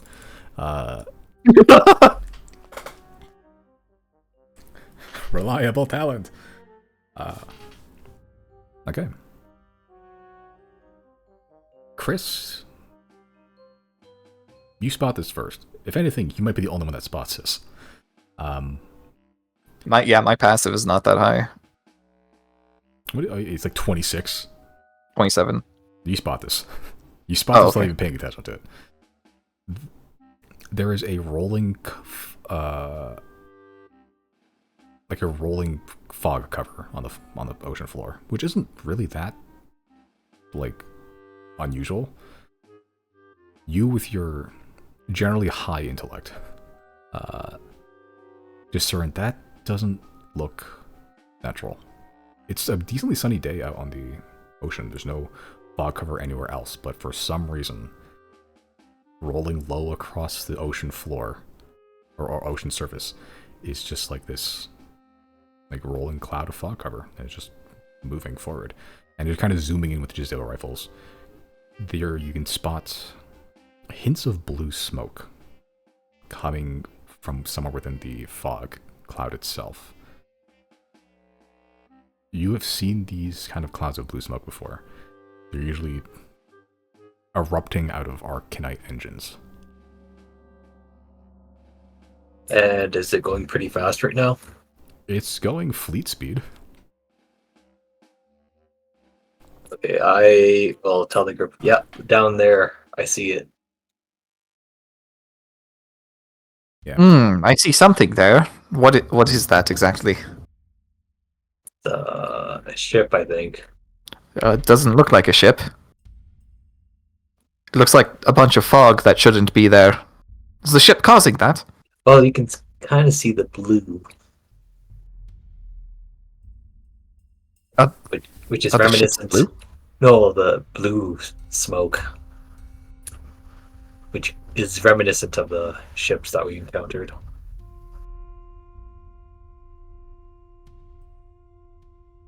Wait, what ships have we encountered? The airships. They had the blue smoke? Oh, okay. You've been on one airship, I believe, the brown shit, if I recall. Oh, true. That one, I don't... I think that one had a smaller Arcanite engine, if I recall. I feel like we've encountered one of these ships before. Oh, no. The brown ship didn't have an Arcanite engine. You were on the three-armed ship captain's one with the actually good airship. The one that you took to team originally. That one was fucking cranking. Oh, yeah, okay. Yeah, that's an Arcanite engine she had on that ship. Yeah, and Chris, you spot blue smoke coming out the center of that fog cloud. Riley, as you're kind of squinting and using zoom, you can also spot it with your passive perception over time as well. Right. Time to descend.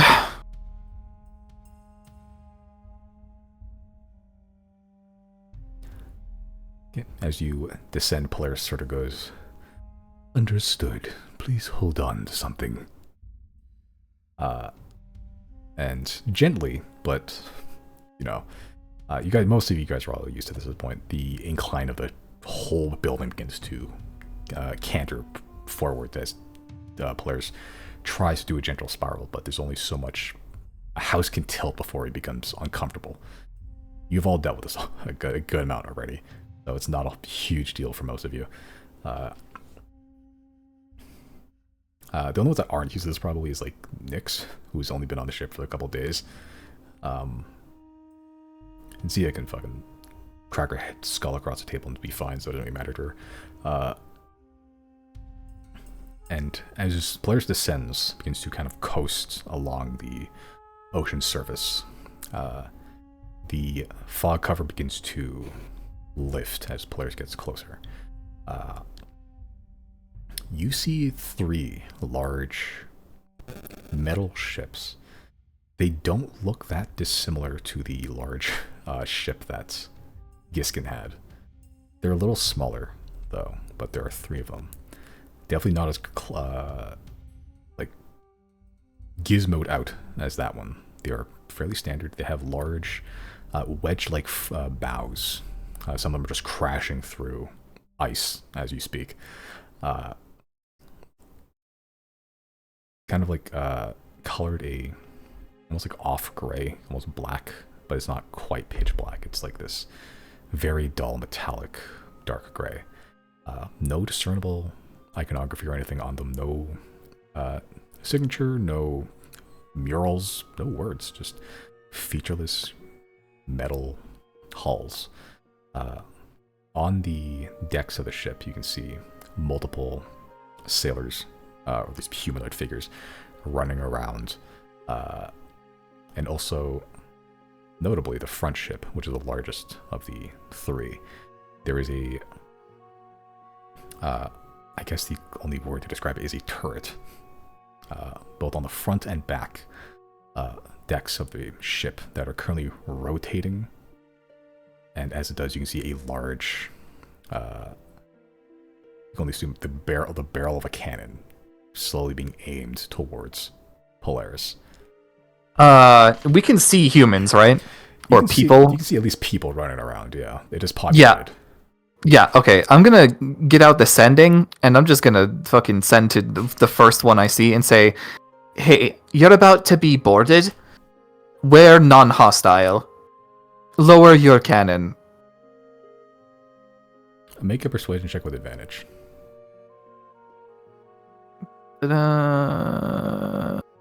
Persuasion. Yeah, okay.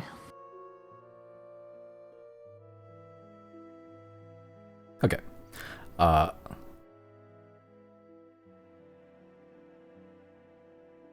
You kind of hear, like, whoever you send to doesn't really know how sending works, so all you hear are the words, "Admiral, the dragon's talking to me." The cannon doesn't stop being aimed at you. You see, as you get closer, there's like 12 people like cranking something at the base of the cannon, rapidly trying to like rotate it towards you. And as it stops and is trained on you, it doesn't fire. You guys are probably about 1,000 or so feet from the front ship now. I'll send to that same guy and say, no, I'm not the dragon. The dragon is our friend. You are not in danger. We're non-hostile.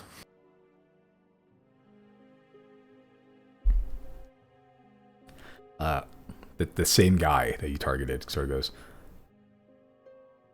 Admiral, it's not the dragon. It's someone aboard the dragon. Orders? You said we are being fired at right now? It's being trained on us anyway. Yeah, the cannon's being trained on you. I would like to try something. Okay. I would like... How high are we right now? You guys are probably coasting about like 100 feet from the ocean surface at this point. Oh, it's not too bad. Okay. I'm gonna hop on the carpet and I'm gonna go out the dragon, and I would like to try to go and board the ship. One of the ships. Okay. The front ship. Whichever one's in the middle. Yeah, that'd be the front ship. They're kind of in a wedge formation with the front ship. Yeah. Slightly bigger than the rest, and then the other two ships are kind of flanking either side. Behind. Geese. Flying V. You don't see any airships, but just the three fleet, or the three ship fleet.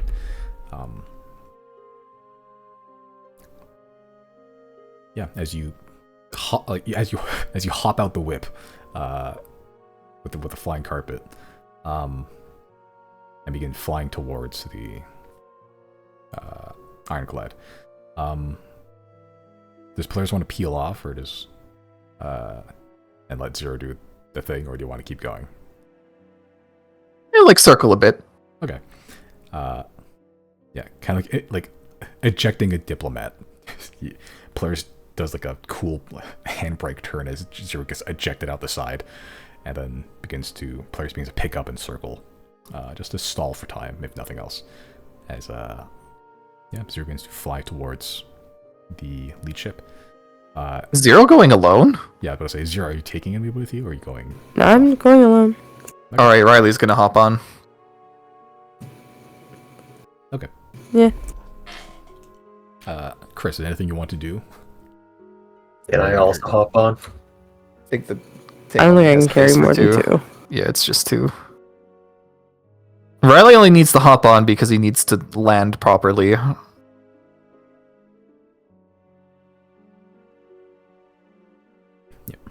I'll dive out the window. Just jump out straight up, fully. Yeah. You can infinite Misty Step, so you won't have any problem catching up. Oh god, can you technically fly with that? I mean, I don't think you can, actually. No, you can't. The rules are stupid about falling. Yes. Doesn't matter, he has Fly. He could cast Fly and then Misty Step. Yeah. I like the imagery of players doing like a cool handbrake turn midair, Zero jumping out, flipping, landing on the carpet, Riley jumping out after landing also, and then Chris just gets ejected like a pinball at the out the dragon. Nothing to save him. He just falls. But you all at some point independently jump out of the dragon. Chris, are you casting fly, or are you just gonna plummet to icy, frigid doom? I'll cast fly. Okay, and like that. But I'll make it look like I'm falling at terminal velocity until I reach like 1 foot above the ship. You're like still 1,000 feet from the ship at this point. So you get ejected. Yeah, you're not gonna land on the ship, Chris. I like to think he's falling horizontally, like he's doing tumbles and flips horizontally until he lands on the ship. Yeah, I'm just like a professional diver, just like Olympic diver. That's quite the dive, 1,000 feet horizontally. Very funny though. Yeah, but with Zero and I guess I can have weather on this bitch, can't I? Too loud. No, it's fine. Unless that's just my No, just not the right type of wind type. It's not a hurricane level. It's just moderate sea wind.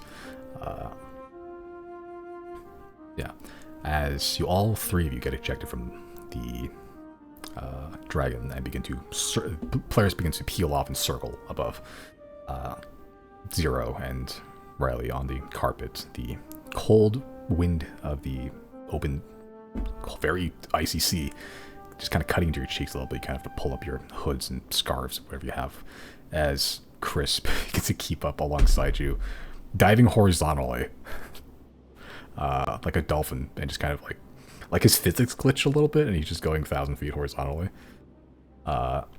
You all eventually find yourselves on the deck of whatever ship you contacted originally. And it does feel pretty similar to the ship that Giskin had, whose name I don't quite remember at this moment. The Red Canvas, I believe. Yeah. As you land, you see a bunch of these sailors. They're not really armed necessarily, but they seemed trained for battle. Various racial makeups and everything, all carrying some sort of weapon. They don't seem to be standardized. Some of them have rifles, some of them just have normal swords, some of them just have axes, a couple of them just have wooden clubs. You see humans, you see gnomes, dwarves, you see the stray minotaur every so often, orcs, a lot of just different walks of life, all on this one ship. As you land, they seem ready for a fight. What are you doing? I mean, who lands first? Uh, Are we traveling at different speeds, or do all three of us arrive at the same time? What's the fly speed on the carpet? Like 60 feet, if I recall, or 120? Let me look, because I know it changes if there's two people.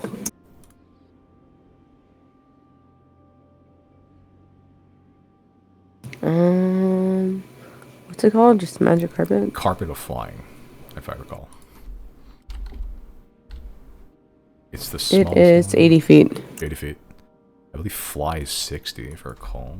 So I believe as the Zero and Riley would get there probably a couple minutes before Chris. Well, that's interesting. Okay, sure. What if I fell at terminal velocity? You're not above the ship directly. You are 1,000 feet horizontally from the ship. Elevation-wise, you are like the same level. So if you fell, you would hit the ocean. Oh, okay, I see. Yeah.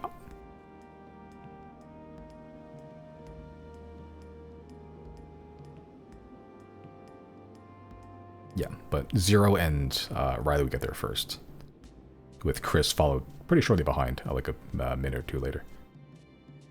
Okay, yeah. I'll just look around and be like, hi, representative of the Zodiacs here. From what I understand, you lot are on your way to collect the Dawn Flare.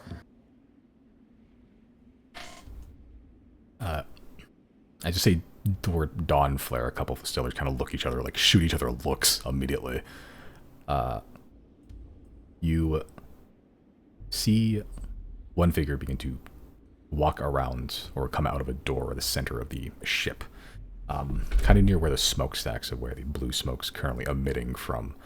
Kind of walk out. Male figure, tall.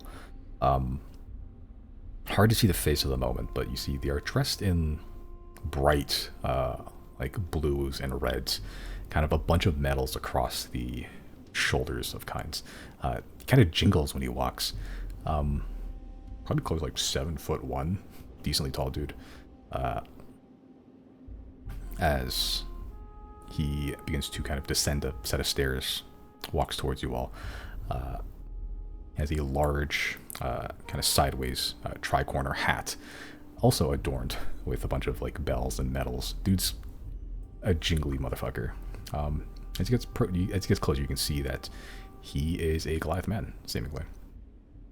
You can see that no scars on the face, but he has like some tattoos of like various fish and like cephalopods kind of wrapping around one side of the face.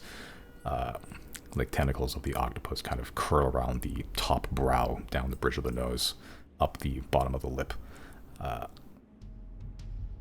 he kind of walks towards you all. Yes, I've heard of your arrival. The Xodiacs, yes. That's us.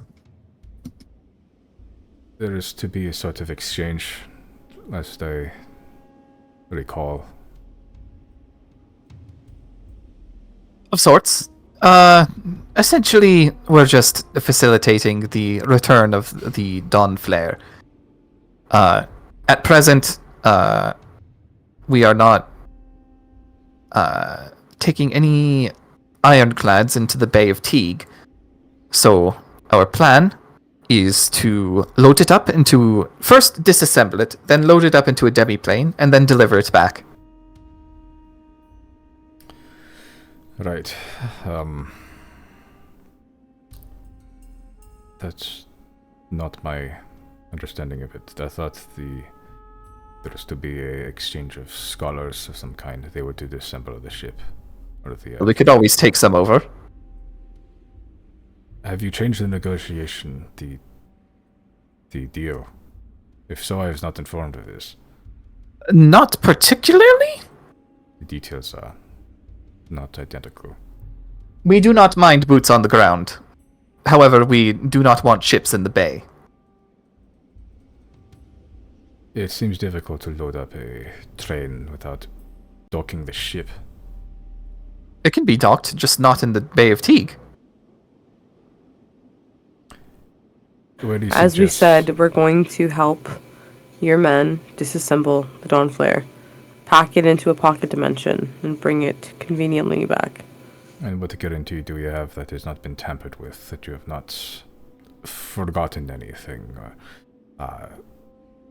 malicious or not?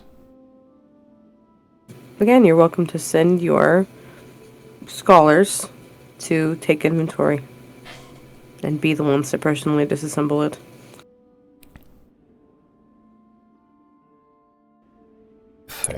We have other terms to this agreement that are riding on this going correctly, so we have no need to hold out on our end of the bargain. But this is what we find would be the easiest to do, to stay right on our terms and follow what Jarnhat instructed. Prime Minister John Hatt. Or Professor Sure. John Hatt. Sure. Fine. Well, if we're being sticklers about titles, you can refer to me as the Kingfisher then. Very well, the Kingfisher. I was being facetious. You don't have to do that. I would keep humor to a minimum, please. I've been told I do not take it well. So what is your actual names? Best to call me Riley. Right. Did you not do your research before you head out here? I was told that these Zodiacs would be contacting me. That is it. Yeah, we're the Zodiacs. And am I supposed to know who you are? Yes, Mad. you absolutely Mad, should know who we are. I'm the mad. The way we've magician. had, right? The way we've had wanted posters up for over a year now, you absolutely should know who we are. That's not me trying to flex for notoriety. That's just know your target. So you're wanted criminals. Yeah. Well, the person who wanted us for our criminality is no longer here, so that's probably not a big deal any longer. You're... Claire! He kind of like yells for someone named Claire as you see a small, even for like dwarven standards, smaller gnome woman kind of runs up with some posters. Huh. Were you not properly briefed? I've been at sea for the past 3 years. Why? Oh, okay, that checks out. I run some goods. It's back and forth between various port cities. I don't like being on land. Okay, so by choice. Yes. I know the Well, feeling. you could have just said that. I didn't know you've been out here on the water for the entirety of our escapades. My bad, brother. Can I put my hand out to dab him up? As you hold out a fist, he kind of looks at it and he grabs your hand, like knuckles first, and shakes it. Yeah. Yeah, he kind of reveals like a gloved leather hand. Nice gloves. Almost, you swear they're made of like a reptile skin, but it's like textured in a way. He dresses well for a dude that's in this place. What's wrong with land? There's too many things on it. It's too loud. Yeah, not too many fish in it either. I agree. Are you a fisherman, Kingfisher? Well, I was given the title for a reason, yes. I tend to have a net to trawl large schools of fish. I have this, and he'll bring out his harpoon. The trident. Impressive and primitive. I also have this, and he'll bring out his box of fishing. It's a little bit dangerous, though. It might explode. That looks like a box to me. Okay, stand back. I'll give it a little example. I'm going to use a stick fish get. Okay. The first time it's been used since like the last time you used it when you first got it. What the fuck? No, that's not entirely true. Stick fish get. Do I have that somewhere? I swear I had it. I have it somewhere, which is fine. Actually, yeah, let's take a look at because it's like I have to roll. I have to roll a few like You have to roll a d6s. couple. Yeah. Stick fish Yeah. get. Let me see. Where? Stick fish get. Hey man, you named it, not me. Yeah, it's stupid, but it's very funny. Roll d6. Sure. Dice. D6. Uh-oh. I would like to make the make sure that it's known that I am casting this into the ocean. Yeah. Okay, roll the 100. Right. Okay. That was okay, so 45. Okay, so then make a fishing check. Add +1. Fishing. It's 25. Gotcha. As you throw out the the box is decently heavy too, and there's like not a whole. As you hold it, it extends out like the handle of a rod. You cast this crate forward basically, and then from the top, a rod actually shoots out, launches like almost with a gunpowder explosion. This long reel and cast as it hits the ground or the ocean. like a 5-second pause occurs, followed by a dynamite explosion at the end of the reel. Or end of the what the fuck's it called? The lure. Yeah.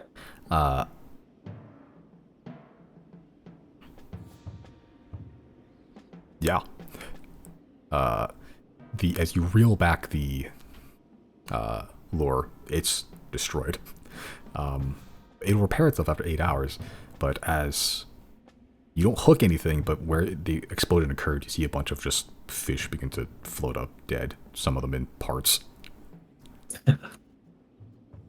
So, as you can see, I have a few different methods.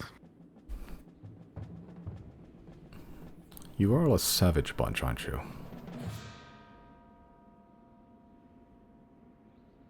Yes, you are.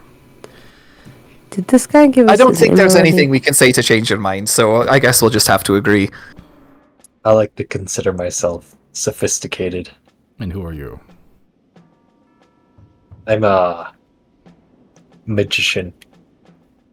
The Mad Magician, as he's reading the posters. Christomus Killager. Yes. Villager. Killager. Christomus Killager. Yes, exactly. And I don't think I actually got your name either. I shrug. Did out of character? Did he say his name? No, not yet. Okay, You are. but yeah, I shrug. He reads the thing. Zero. I shrug again. Zero. Hellblood. That seems mildly racist. Yeah, you're right. It is. Oh. And who killed this man? Is my understanding. The Grand Arbiter of Teague who issued these things, you said. The man who issued these wanted posters are no longer of the mortal coil. Yes. Well, technically, we didn't kill him. Technically, Accessories to murder, got you. right. And this is the deal that the Prime Minister struck. Look, if this is not, the deal, we have a backup plan, and it involves the deaths of everybody here. So, we would like to avoid that. Believe it or not, savage as we may be, we do not enjoy killing. And yet you come aboard my ship and threaten me. And if you don't like any of this, you can just go back somewhere else. I suspect diplomacy's not your strong suit. And yet here we are, ironing out deals left and right. After you told me you would kill everyone aboard the ship, and after that one told me to fuck off. Look, buddy. It's not our We- preference either. Right. We have other reasons for not allowing any Silmian ships to enter our port. That is non-negotiable. And before we struck up this deal with Principal John Harrod, what was the title you had for him? The Prime Minister or Professor, your choice. Right, sure, right, exactly. Before we struck that up with him, our plan was to sink these ships via the help of a literal deity that is, despite us being in the middle of the ocean, relatively in eyeshot right now. I know it's a lot to take in, and we don't want it to have to come to that because that's needlessly killing, and that just doesn't need to happen. And so the agreement was we would allow your scholars to come to Teague, and we would oversee their dismantling of the train. They can take inventory, whatever they need to do. We'll pack it up for them in a little neat pocket dimension, and then we'll bring them back here and empty out what they've collected, and then we'll be done with it. Honestly, I can't be bothered. I'd Right. rather just get this job done and not be here. Understandable. So, I'm Admiral Librin Hame. Simon, is he hot? In like a kind of like 50-year-old silver fox kind of way, maybe. Yeah. Yeah. Yeah. Well met, Admiral. Wish it were under different circumstances. As do I. So, as if I'm aware of all the details and privy to the correct information, we will stop here. Correct? Nope. No ships in the Bay of Shields. Otherwise, we all die, according to you. You take a few of these students that we are carrying, cargo, to do their thing, and you bring it back here. Pretty much.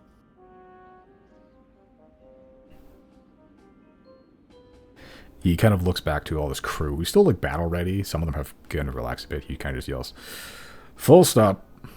And you hear a bunch of these, like all the sailors, immediately pick up the work and just begin to repeat the order as it kind of travels down the deck. And after a couple seconds, the ship begins to slow. You see someone at the back of the deck beginning to flash some like lights, like some lantern, and then the other ships you can see in the distance flash, like echo the same pattern of flashing lights, and they begin to slow as well.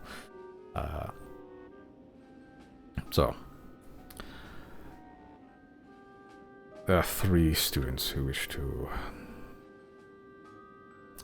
have the intended be known that they would like to go see the Dawn Flare. I imagine you'll be taking those 3. Sounds good to us. Are you taking them aboard that? And he points to Polaris still doing donuts in the sky. That would be the quickest way to do things, yes. Fine. That thing's not allowed aboard my ship either. It's going to scratch the deck. That's totally fine by us. We have ways to get back up. Fine. So, I go fetch these students. You wait here and don't touch anything. Deal? Can do, Chris. Is there anything that looks shiny? The deck is decently shiny. It's kind of that still dull metallic coloration, but it's been polished quite nice.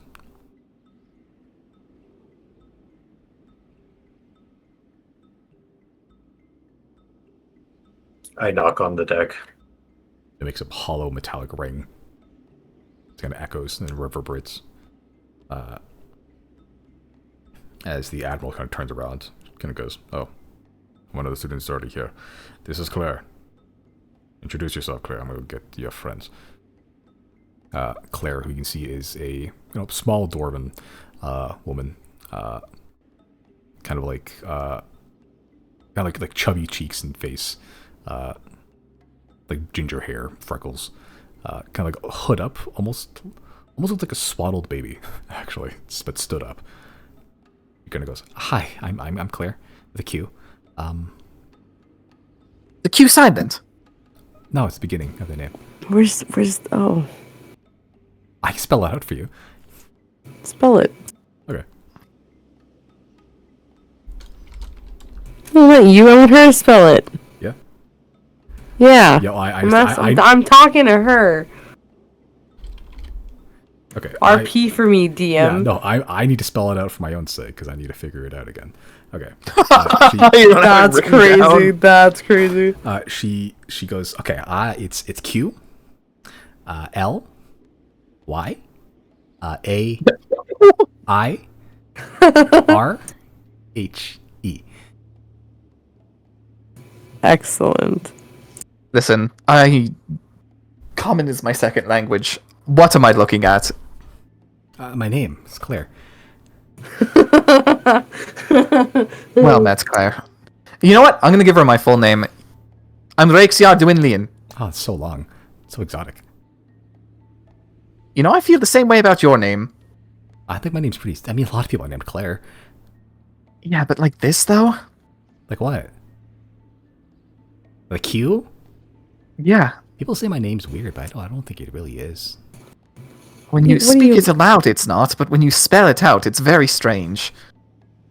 What do you do, Claire? Oh, I'm a student at the Academy Arcana. I'm studying like engineering and everything. It's yeah.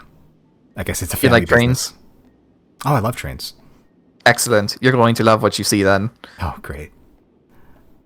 Is she coming with us? Yeah. Who are the other ones? The other two are not here yet. Yeah. As you say with the other ones, you see almost comically disproportionate size from each other. You see a centaur, kind of covered in furs and everything, but like not a coat, like skinned bare pelts, draped over the centaur. His human half's wearing a fucking coat, male seemingly, and astride atop the centaur is the tiniest fucking.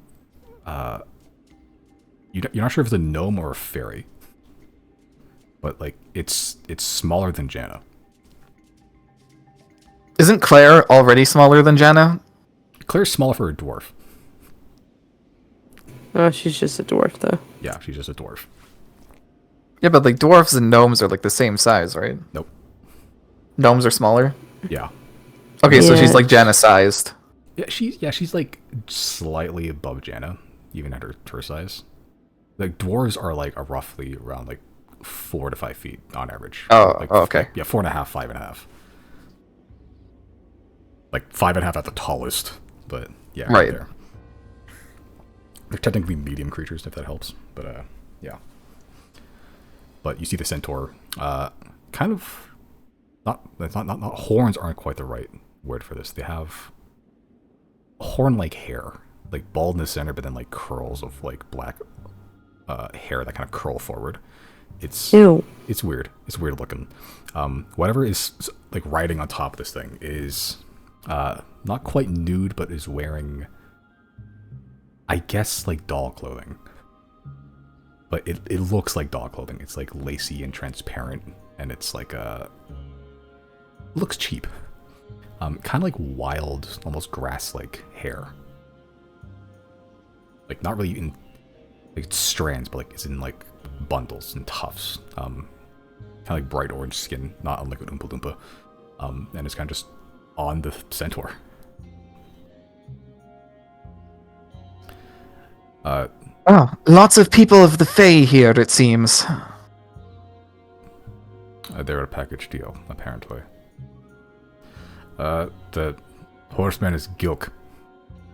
Small one is Transk. Do either of them speak Common? Or even Elvish? I'll take Elvish. They both speak. What was it? Sylvan.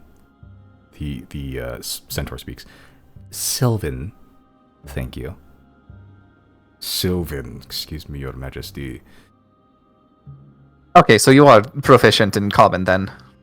Yes. Well met then, Gilk. Gilk. Yes. Transk. Transk. Sort of, Gilk. With a Q. Like Of milk. course. Of course it's with a Q.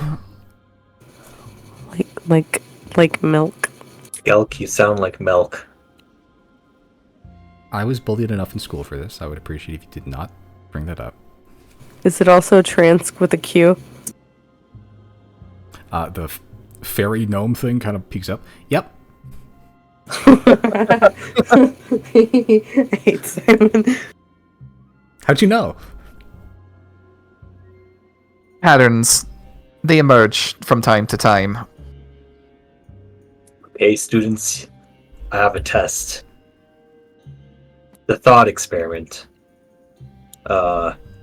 If you were in the Granal Woods, and you were on the brink of death, and you only had a bag of holding, and you encounter a frog hemoth, what would you do? We all begin pondering this. Clarissa goes, "Oh, I would take the bag of holding, pocket a lot of its stomach acid, and then punch my way out, and then throw it back in its face." Pretty good, pretty good. Gilk sort of goes, "I don't think a frog hemoth can actually eat me, but I would I guess. Kick a lot. Maybe pocket its tongue. And then close the bag really tight. Maybe chops it off. Trank sort of goes, "What's a froghemoth?"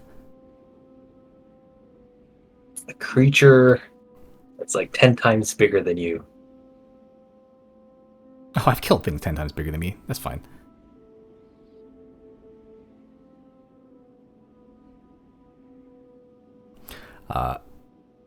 The Admiral sort of staring into dead space at this conversation.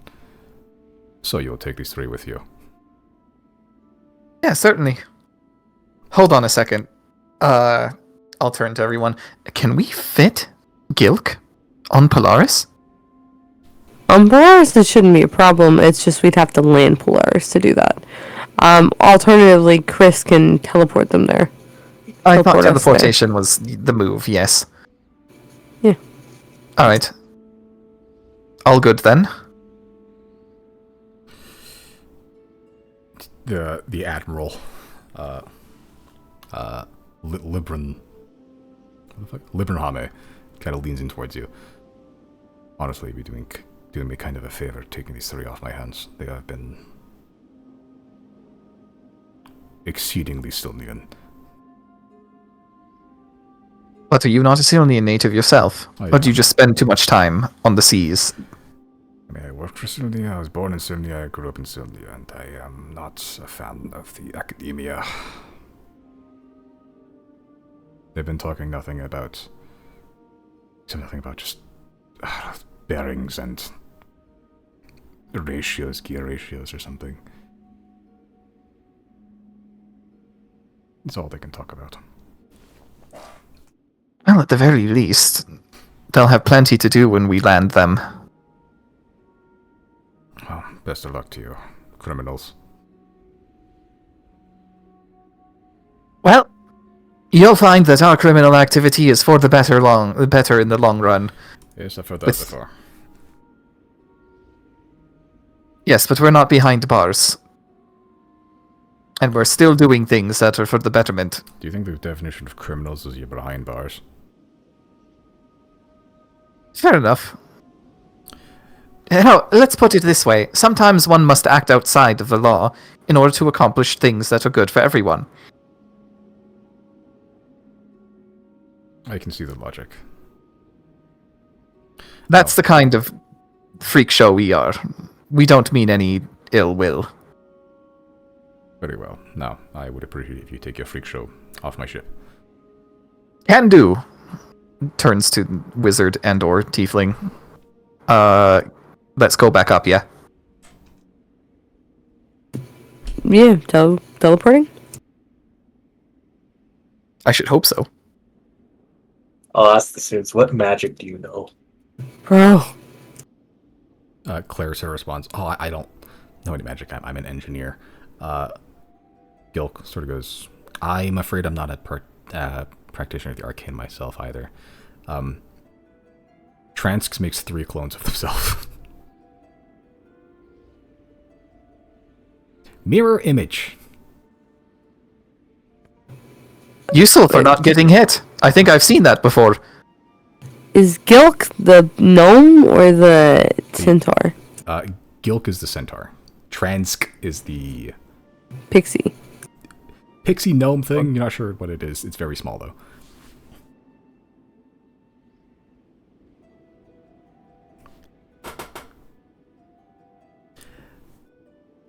I Yes, don't know how to I'll teleport, fly. though. I guess I'll cast fly on all of them. What? Why fly? Well, fine, sure. You get them out to the dragon. It's cheaper. Okay. That's 6th level, I think. That is technically cheaper, true. Yeah. It flies 3rd, then 1 spell slot additional for each character creature you're targeting. Yeah. As Chris casts fly on all of them,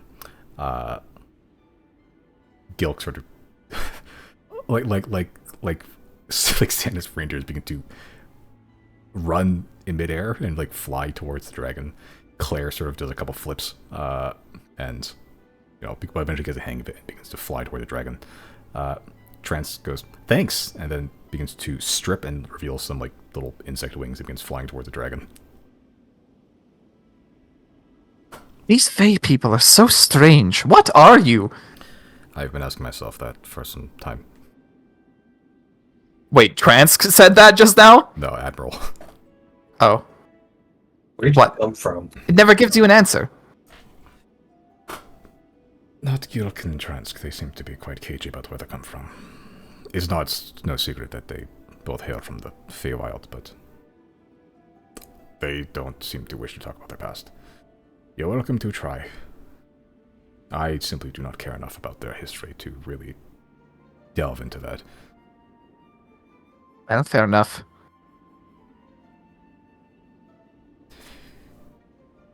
Are you flying back? You doing some magical whatever hocus pocus?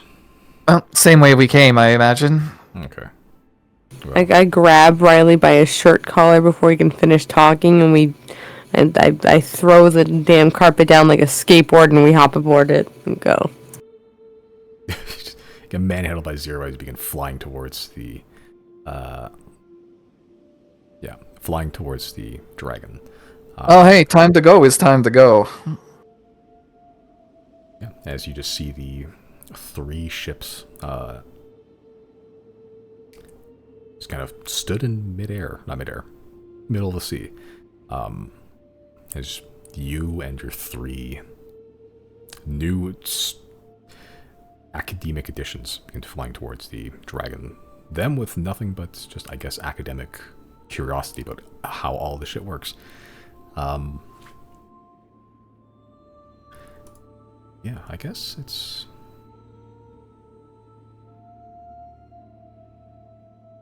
Yeah, if the energy levels are low, this can be a good stopping point if you like.